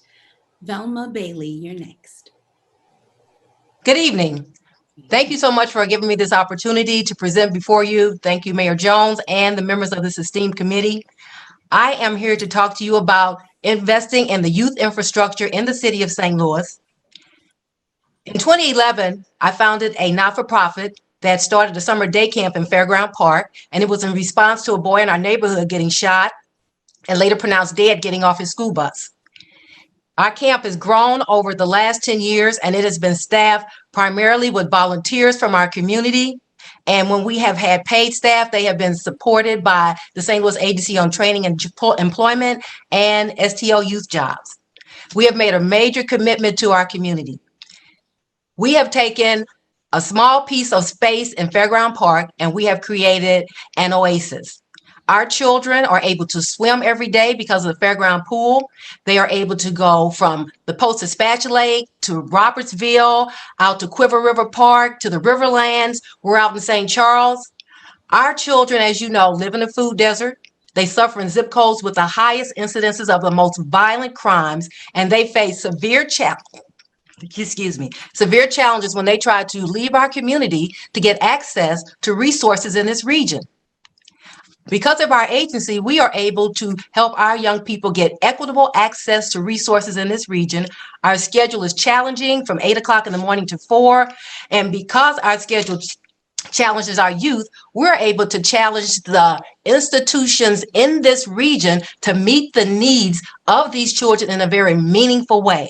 We're introducing our young people to careers and outdoor education that they would never get exposed to if they continued on the same track that they are in their positions or in their grades in their public schools or whatever schools they attend.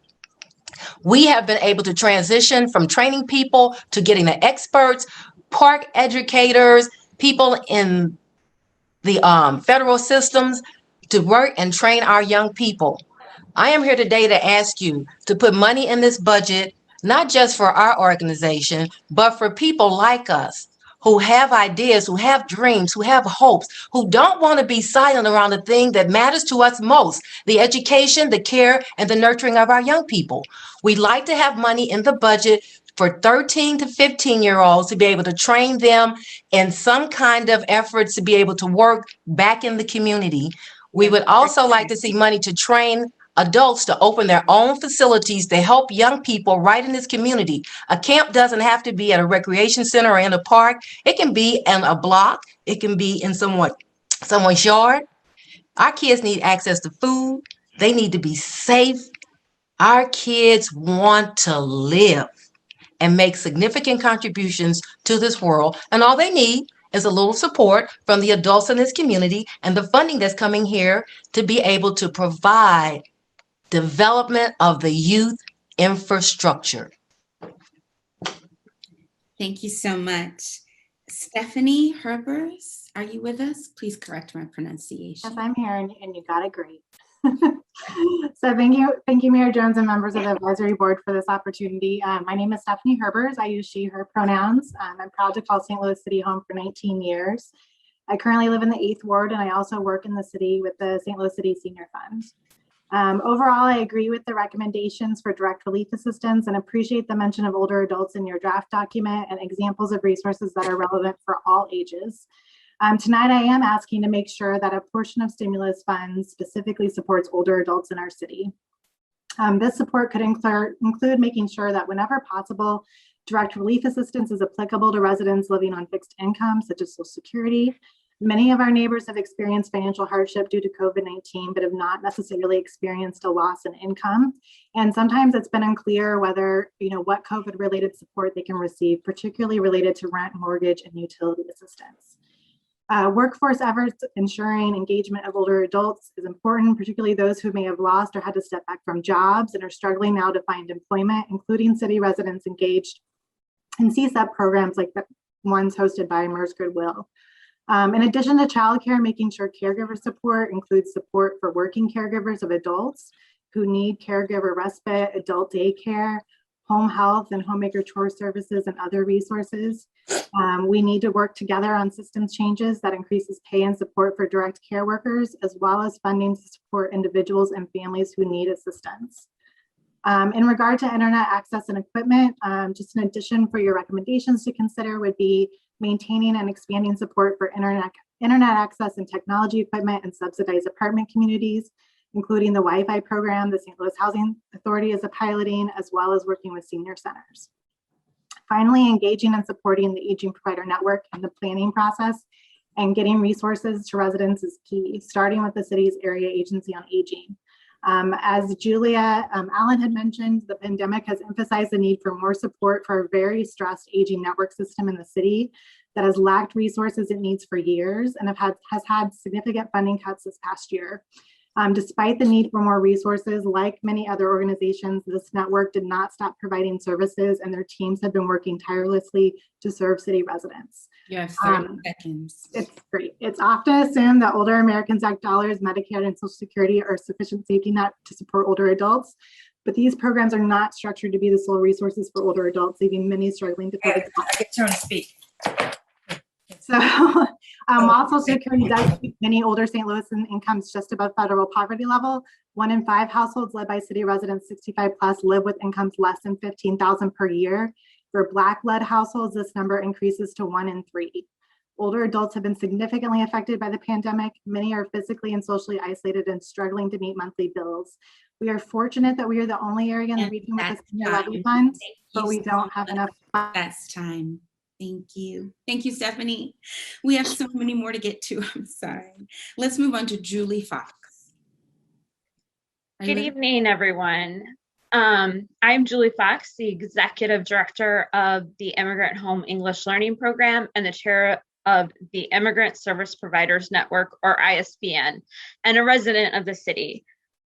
As you heard from my colleague Rita Chang, the ISPN is a network whose mission is to increase collaboration among members by providing opportunities for education and outreach to support the foreign-born and their families.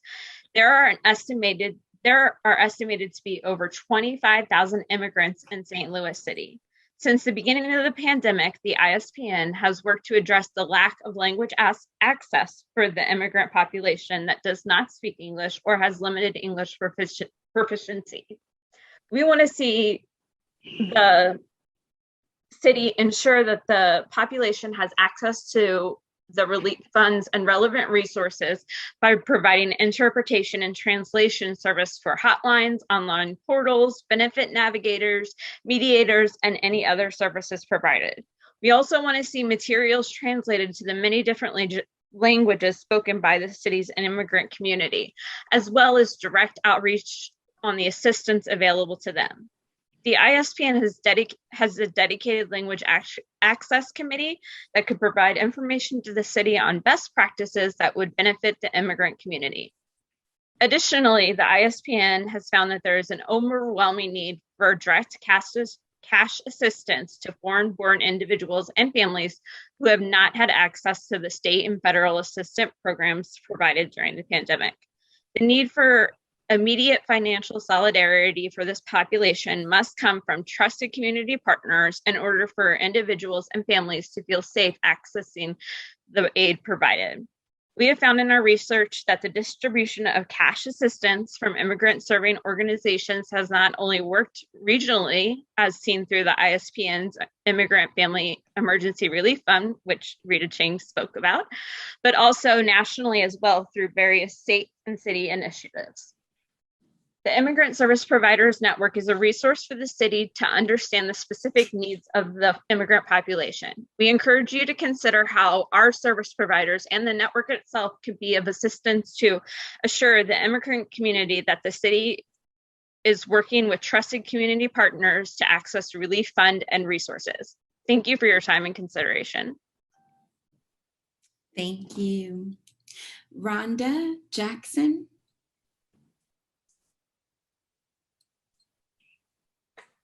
All right.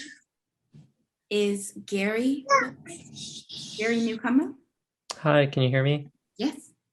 Great. So thank you everyone involved in hosting the hearing today and providing a forum for public comments. I just think it's really important. My name is Gary Newcomer and I'm with the Community Builders Network of Metro St. Louis. CBN is a coalition of 80 community building organizations in the St. Louis region. We exist to support and build bridges among St. Louis communities and then also the people who serve them. So my public comments today are a summary of what our network has told us about the American Rescue Plan Act and the priorities that our members have been hearing in the communities that they serve. I'm going to share those 4 priorities and then quickly mention 2 initial pieces that we saw missing in this first distribution of our ARPA funding.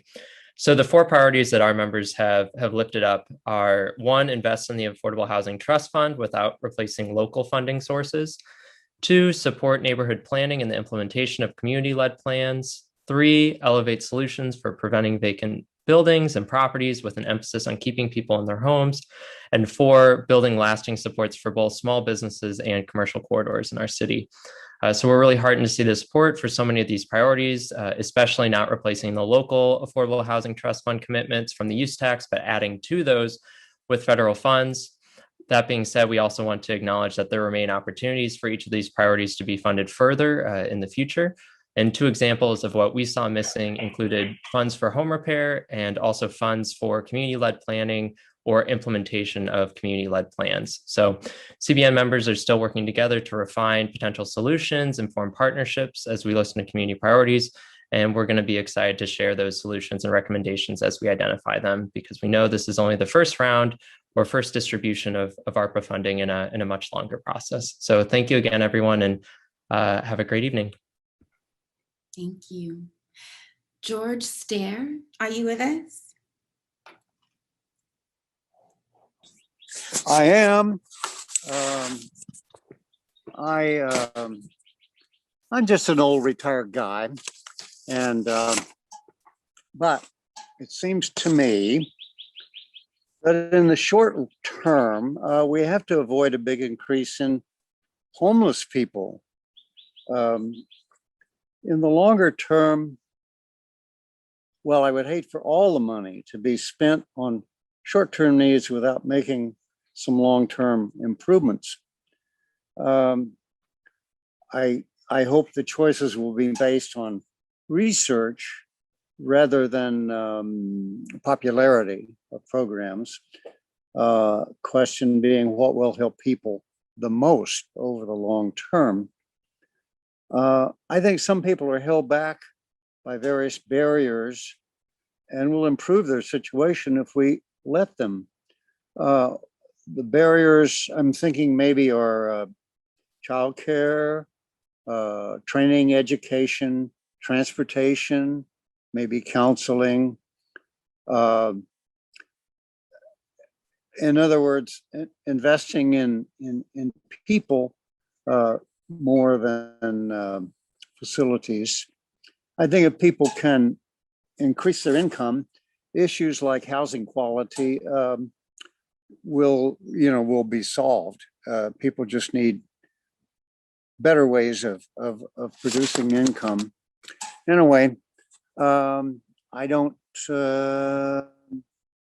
have any particular qualifications on this, so I hope somebody smarter than me figures it all out and the money is spent wisely. Thank you very much. Rhonda Jones, are you with us?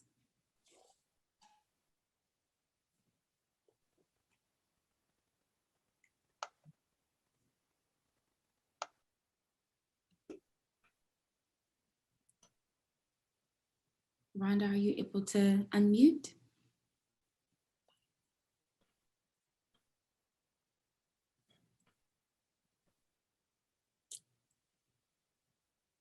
Right. Dr. Mary Crockett Smith. Good evening. I'm here. All right. Good evening. I'm Dr. Mary Crockett Smith. I'm the director and owner of the Christian Academy located on 8923 Riverview. And I would like to congratulate the mayor and say hello to everyone on the Alderman board and the SBA. I'm here because I have a lot of concerns about young people, especially our early childhood areas and social emotional impact that the pandemic has had on our children. As a center that stayed open throughout the duration of the pandemic, it has been very, very hard on our children, and the differences and the disparities in their behavior. They need additional support. The CDC and the opportunities they gave us to have smaller classrooms coming in with such behavioral concerns, we really need to focus on spending more of our monies toward having more people with our younger people. The $2 million that have been allocated will not allow us to put the employment where we need it to be so that we can have this teacher staff ratio in the classrooms. We're asking for $8 million. It's 182 centers here in St. Louis City. We're asking that you reconsider the $2 million so that we can at least get 1/4 of having 2 additional employees in the classroom to reduce classroom sizes so that we can deal with the high behavioral rate and the concerns that the children are coming in from not getting what they need and what they're accustomed to. They're already coming from environments where they're living in at-risk environments. We're asking that the SAB really consider and think about maybe looking at the situation as another PPP opportunity to increase the opportunity for us to hire and give a stable income. We are not capable of giving a decent salary. Our teachers are on food stamp. Our teachers are in a situation where they have to go and get support and assistance. They're already emotionally dealing with a lot. And we're asking that you reconsider this to look at it more of an opportunity for us to hire and get what we need into the classroom. We need to stay open for longer hours. We have to close at 6. I'm used to being open to 12 o'clock at night. I can't get anyone to come to work. And when I do come, ask them to come to work, sometimes it's from $10 to $11 to $12 and they can't even pay their families. Please consider, please think about what we're doing. We are the unsung heroes. We keep the economy going and our children need safe, professional places to be. Thank you. Thank you so much, Dr. Crockett Smith. Adam Pearson, you with us? Good evening, everyone. How are you? I guess you can't respond to me. I'll go ahead and get started. I'll be quick. Thank you so much for the work you're doing in the community.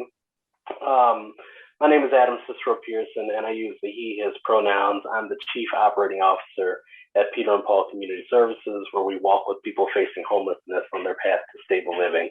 I think that the $13 million earmarked for the assistance for the unhoused is a great start. However, I strongly recommend that we expand that to a minimum of $25 million, with the difference being split between additional permanent supportive housing and emergency shelter developments. The reason is that permanent supportive housing is the most effective evidence-based intervention for homelessness, especially considering that emergency shelter can often be time limited. but emergency shelters do have their benefits, however, with supportive staffing that brings people inside, provides them with food and resources, and serves as a transition point. We can meet a lot of immediate basic needs with dignity. Secondly, this might be a little bit premature, but I would also recommend that there be some guidelines that expand the funding for capital expenditures for programming and not just the programming itself. Spaces that allow for social distancing and privacy should be the baseline moving forward, especially with all the considerations with the pandemic. And retrofitting facilities to meet this need will take some funding. So that's all I have to say. Thank you guys so much for your time. Thank you so much. Next is Brenda Mangrum. Hi, my name is Brenda Mangrum. I'm with Twin Ministries, Inc. First of all, I would like to thank the mayor and the Stimulus Advisory Board for having this forum where we could actually express some concerns. I would like to thank everybody that shared. They shared a lot of information. I just wanted to piggyback on a couple of things that I've heard. The need for support with our youth and the violence in our community, especially in the Walnut Park area, in the Wells and Goodfellow neighborhood.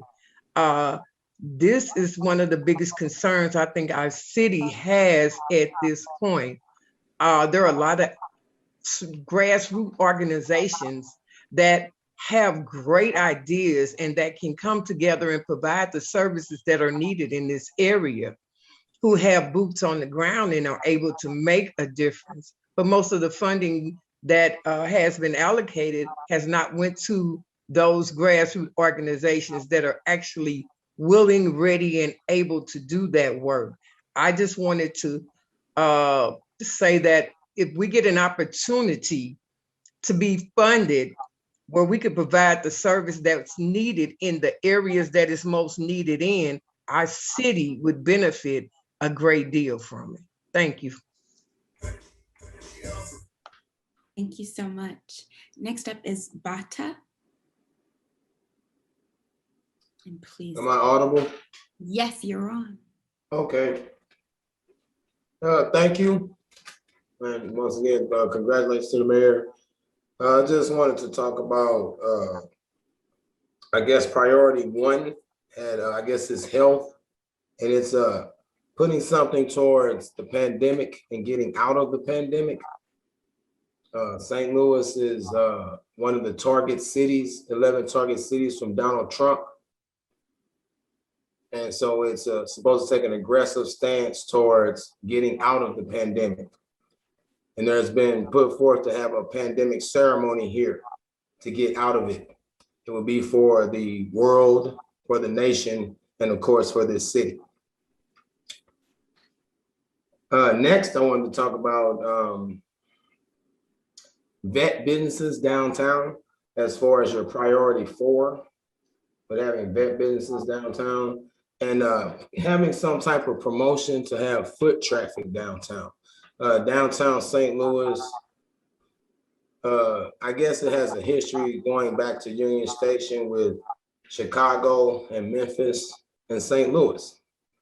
And St. Louis's downtown used to be a very popular spot, but it's a business center, a social center for any city, but then it should be, it should be built back up for St. Louis, I should say.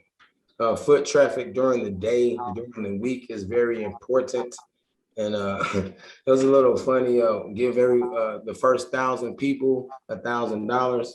It was because recently they had an incident at night where there were only 100 people showed up downtown, but they were stepping on a police car or something like that. So trying to get 1,000 people downtown during the day, for business traffic type. Another thing for that was to stimulate. So that's a full stimulation, I guess, because it would benefit the businesses, it would benefit the people walking, and then walking would also be a healthy thing for our environment completely. I wanted to say also there are a lot of great ideas that people talked about as far as daycare and parent education. Those are very important things in the LRA. But in the daycare and parent education, when it comes to, especially during the pandemic, how students haven't, I guess they were talking about people being held back because parents weren't able to educate the children, I guess, or due to the pandemic. But having some type of youth auxiliary, interactive education and tutorial academic recreation centers, but something that gives them a place to go after school where they can study and also have modern technology separate from a library. Something that'll be more of a tutorial center. And also getting back to our food unions, this is a stimulus thing, but just mentioning St. Louis having food unions so that we won't have a food problem. Right quick, another one is in this pandemic that we need to get out of as soon as we can. The Bible verse, 2 Thessalonians chapter 2, it talks about being a perdition, a fake thing, which is the pandemic of COVID-19. It's a fake. It talks about going from a fake to a real, or from a fake to a brightness. That's where we're at. I see a lot of great ideas that people could be doing. That's time. Thank you so much for your comments. Oh, okay, thank you. Thank you. We're going to move on to Lovely Snowden.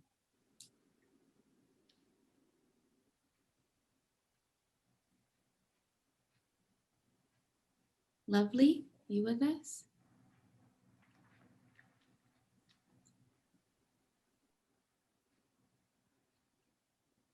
May need to unmute. Can you unmute? No, I saw you.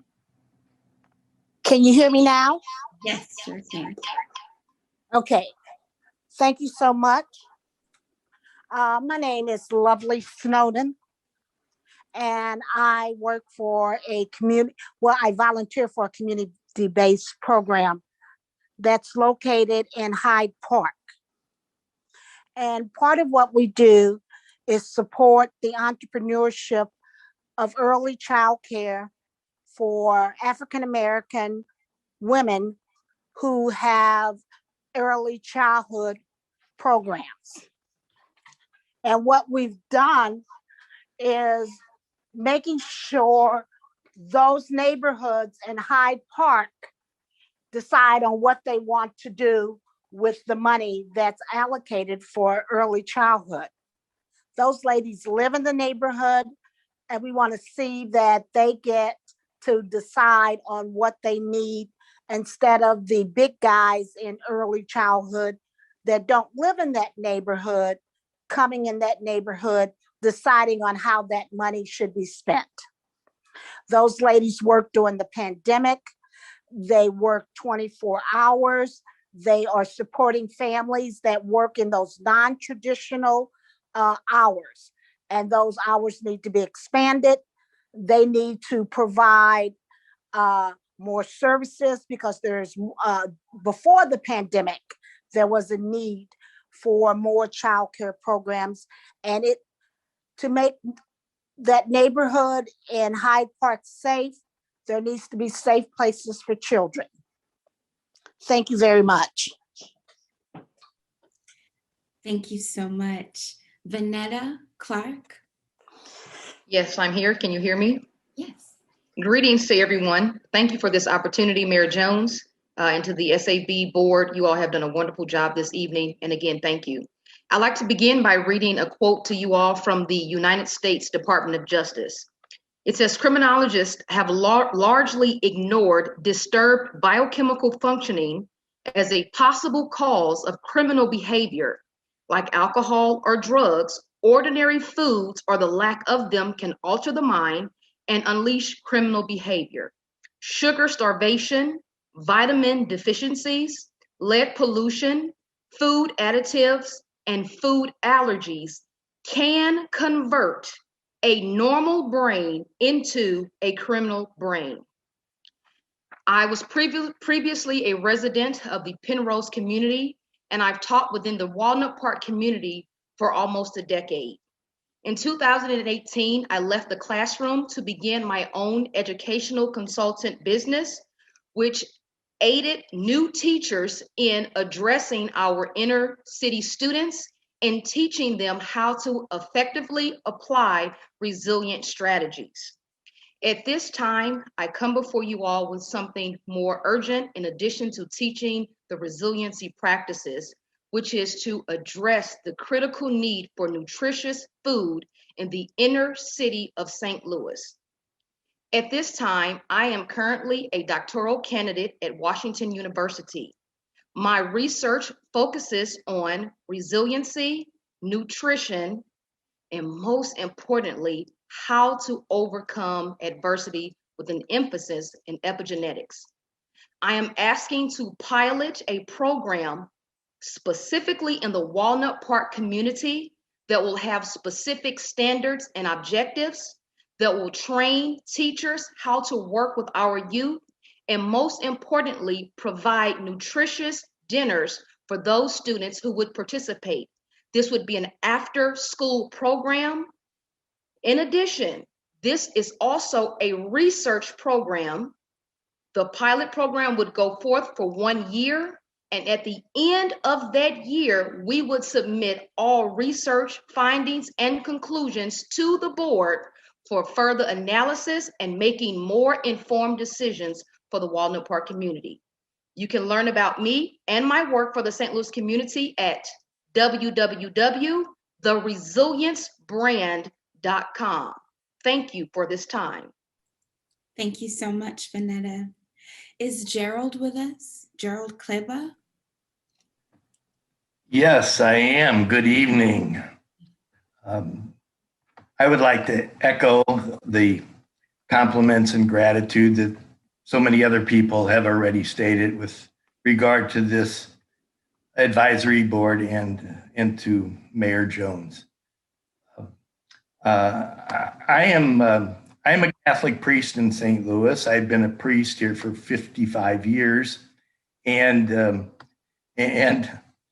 home that my mother and dad brought me into when I was born 80 years ago is still owned by my family in Dutchtown. So we have really deep roots in St. Louis.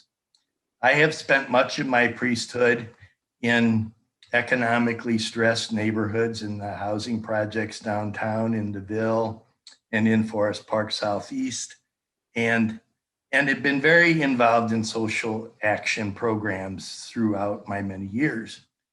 What I have done is organize a collaborative effort of 5 longtime social justice community service organizations that have a real history of caring for youth programs from pregnant mothers through getting students into college. And the 5 organizations have been in dialogue since about February, when we became aware of this big influx of money into St. Rouis, to try to plan things collaboratively, because really none of these organizations are huge. I mean, we're none of us have a budget of $1 million a year. So we thought that if we shared our wisdom and we shared our experience, some of these organizations are well over 50 years old, that we bring a lot to the table. And really, we would be doing these programs for youth whether we got any funding at all. We've done them for decades without, but we could do better programs for youth with funding, additional funding, and we could do better things if we collaborated more, which the funding would allow us to do. So if I had, besides the collaborative effort, I think, which is somewhat unique, and listening to every other excellent presentation, I haven't heard anybody say, is there some kind of a request for proposals that this board is going to issue, or is there some process that has standards and objectives and measurable goals laid out along with the budget? We're prepared to do that, but we don't know how to do that. So thank you once more, but that's what I offer that I think has a little unique aspect to it. Thank you so much. And by way of reminder, everyone, we are going until 8 p.m., so please stick around. We have a few more people who are here to speak. And next on the list is Kennard. Hey, Stimulus Advisory Board members, thanks for taking testimony around this. I'm lead organizer at Action St. Louis. Action St. Louis has been carrying out extensive operations around housing and evictions in both St. Louis City and County. Most recently, as of this week, the scope of this work has consisted of door knocking over 250 city residents at risk for immediate eviction with information on how to apply for rental assistance, the federal CDC moratorium declaration, how the eviction process works, and how tenants can best prepare to represent themselves pro se. Additionally, along with the coalition work of other grassroots groups within the STL Housing Defense Collective, over the last year, we have organized multiple sites of tenants around the city for better living conditions, tenant rights, and education. Through doing the hard outreach and organizing carried out throughout the last year, we have seen a dire need for allocation of rental and utility assistance funds and direct relief for individuals enduring the economic impact of the pandemic. This has been made evident by the lengthy eviction dockets with over 2,000 evictions that have been filed since the beginning of the crisis, utility shutoffs that have contributed to a secondary wave of evictions, as city residents have been forced to choose between keeping the lights, heat, or air conditioning on versus keeping a roof over their heads. It is important to make space to recognize that these evictions and displacements are disproportionately affecting majority Black and Brown communities and families across the city and will directly contribute to increasing the city's homeless population, but also increasing the housing instability among families with children as the school year comes to a close. It is key that as a city, we appropriate this assistance and these funds equitably in order to keep people in their homes, but also support those who are experiencing homelessness. It is also important to make sure that these funds are accessible and move quickly, as renters already made to navigate multiple application processes and resource streams only to be evicted due to long wait times for the current assistance. Stopping the tide of evictions, combating housing instability, supporting our unhoused neighbors, and providing these needed forms of aid to people most impacted by the economic instability presented by the pandemic is how we invest in real public safety and take care of the people in our city. Not policing, not jails, not new ways to criminalize poverty. We are in support of the Stimulus Advisory Board's proposal for allocation of funds for rental assistance, utility assistance funds, unhoused support, and direct assistance, and welcome further investments into these areas. It is our hope that the proposal is promptly accepted and approved by the St. Louis City Board of Aldermen so that these resources can reach the streets and the people that need it most in a timely manner. Thank you, Kennard. Thank you. Next, we have Frank Lorberbrown.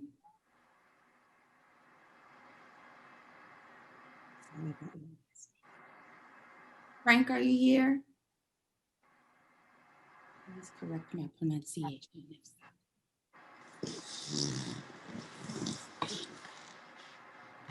All right, maybe we lost Frank. Glenn Burley, you here?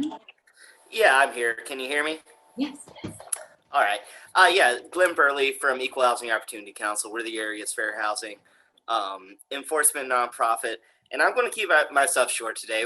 Us and our coalition partners in Sleeker are going to be issuing, some recommendations on things from this, and hopefully the infrastructure package going forward as far as reinvestment in North City. But specific to tonight's document, we really want to applaud that there's been a significant amount of rental assistance that's going to be going out, but we want to really make sure that folks put a fine T on that. It's easy to access, which means minimal documentation requirements and process quickly. With the CDC's moratorium lapsing fairly soon, many of these eviction related issues are coming up very quickly. We also, we're very happy to see that there was legal services for tenants facing eviction included in that. Frankly, we think that there could be more from what we've seen and heard from landlords. They are ready to file for evictions as soon as these moratoriums lift. So we believe that there's going to be a fairly large increase in demand for legal assistance. And we hope that this becomes a down payment on a long-term right to counsel for folks facing eviction here in the city. And lastly, we want to say we're really happy to see that there is funding for the unhoused, that it specifically includes rapid rehousing. And we really want to stress that with these evictions and stuff, a lot of these things are impacting folks that haven't used social services before in the past. And so as we're looking at funding for rapid rehousing and stuff like that, hopefully, stressing to members of the Board of Aldermen and stuff that the services need to be tailored to folks that may not be as used to accessing social service assistance as some folks may be. And that's all I got. Thank you for your time. Thanks. Thank you. Tekka, you're next.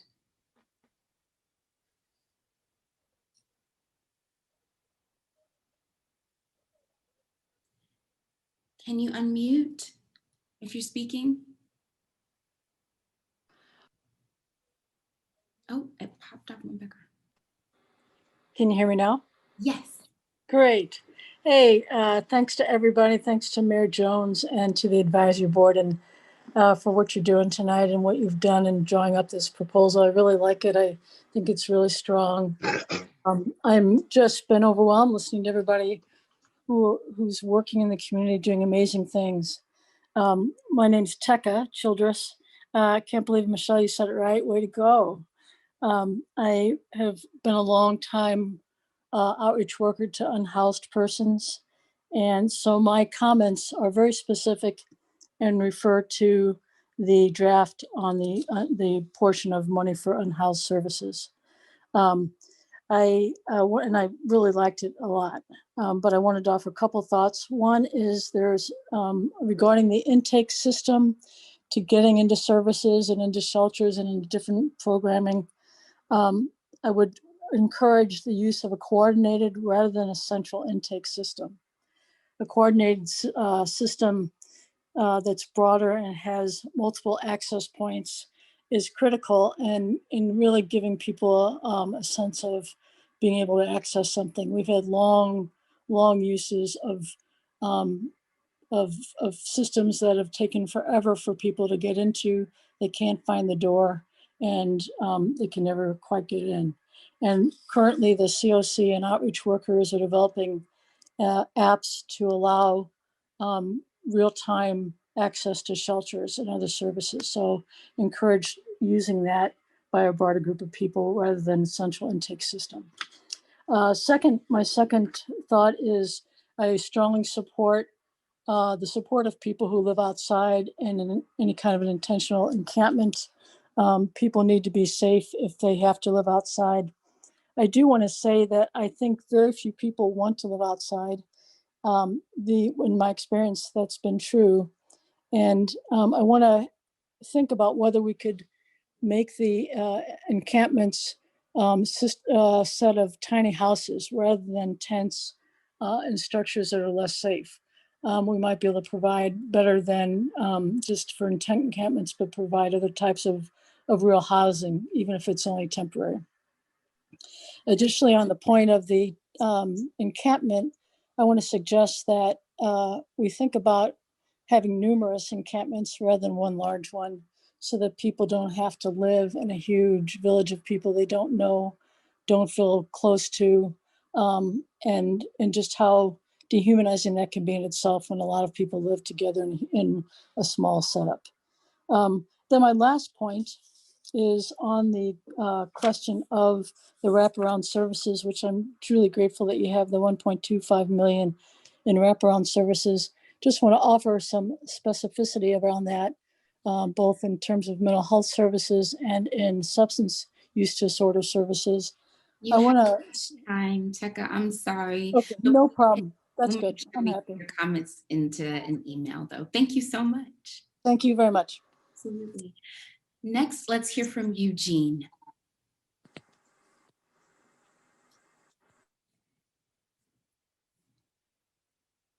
Eugene Hubbard. Can you hear me? Yes, sure can. Okay. Good evening, everyone. My name is Eugene Hubbard, and I'm a SEIU Local 1 member and janitor in St. Louis for many years. My colleagues and I are essential workers who have been putting our own health at risk to keep St. Louis's buildings and its residents clean, safe, and healthy. We support this first round of direct aid to St. Louis residents using the ARP funds. I want to thank Mayor Jones for supporting the people of St. Louis with emergency rental assistance and restoring unemployment benefits that were cut by the state. In the next round of funding, I suggest that frontline essential workers be included. For the past year, while many worked from home, essential workers like us continue to go into work every day and will continue to do so. With more people getting vaccinated and the city beginning reopening, it will be janitors like myself who will be an essential part of rebuilding our city. Mayor Jones, I urge you to use ARP funds to invest in essential workers like me so that our city, our neighborhoods, and our families can thrive. The time to support essential workers is now. And I'd like to say to Mayor Jones, may God bless in your goings-ins and your comings-outs. Thank you. Thank you so much. Next, Shabibi. Yes, good evening. I would like to say hello to everyone, all of the aldermen and people that are in positions of power. First, I would like to say I am a recovering addict and I've struggled with mental health issues all of my life. I've heard quite a few really great ideas. I've worked directly with TECA over at the homeless shelter. And yes, it is very hard getting into the homeless system, and that can frustrate a lot of the individuals that currently struggle with homelessness. I wanted to touch on domestic violence. As a domestic violence survivor, I have grown children out of those relationships. And when I sought out help for myself, because those children that I had out of those relationships became violent, there were no agencies here that could help me. I am really at a standstill where I'm frustrated because I grew up in North City and I've always been poor, but it's more beneficial now for me to stay poor because the system is set up to where it will reward me to stay home and stay homeless and stay sick. Because if I go and get a minimum wage job with a little bit of education that I have, I'll lose my housing, I'll lose my food stamp, I'll lose the little bit of monies that I do have coming in to pay my bills. And I think that a lot of the focus should be turned into incentivizing the individuals that are like me who want to live up, who want the opportunity to not have my housing or my food taken away because I want to go to work or I want to go to school. Thank you for hearing me out. Everyone enjoy your evening. Thank you so much. And thank you to everyone that gave a comment tonight. Again, you can find information on how to continue your comments in the chat. I've been your grateful moderator. Please forgive me for when I had to cut you off. My name is Reverend Michelle Higgins. I'm the pastor of St. John's Church, the beloved community on the corner of North Grand Boulevard and Lee Avenue. Come see us sometime. But I'm passing it back over to our honorable co-chairs, Sandy and Wally. Thank you, Michelle. Thanks to absolutely everybody that came here and took the time to testify tonight. This was really important. And almost everybody pretty much kept to time on their own, which we really, really appreciated because Michelle did not want to have to cut people off. So thank you all for doing an amazing job of testifying. I just want to remind folks, this is the beginning of the process. This is not the end. This is the first $68 million of $500 million that we're going to be spending. Expect to hear more from us, and I really appreciate your time tonight. Sandy? Wow. That's my response. Thank you all very, very much for the work. We're hard at it, but it is clear that the citizens of the city are hard at it also, and we really appreciate that. I know that I speak for my other SAB members when we say thank you for what you've given us tonight. And we look forward, as Wally says, to ongoing conversations. Have a good evening.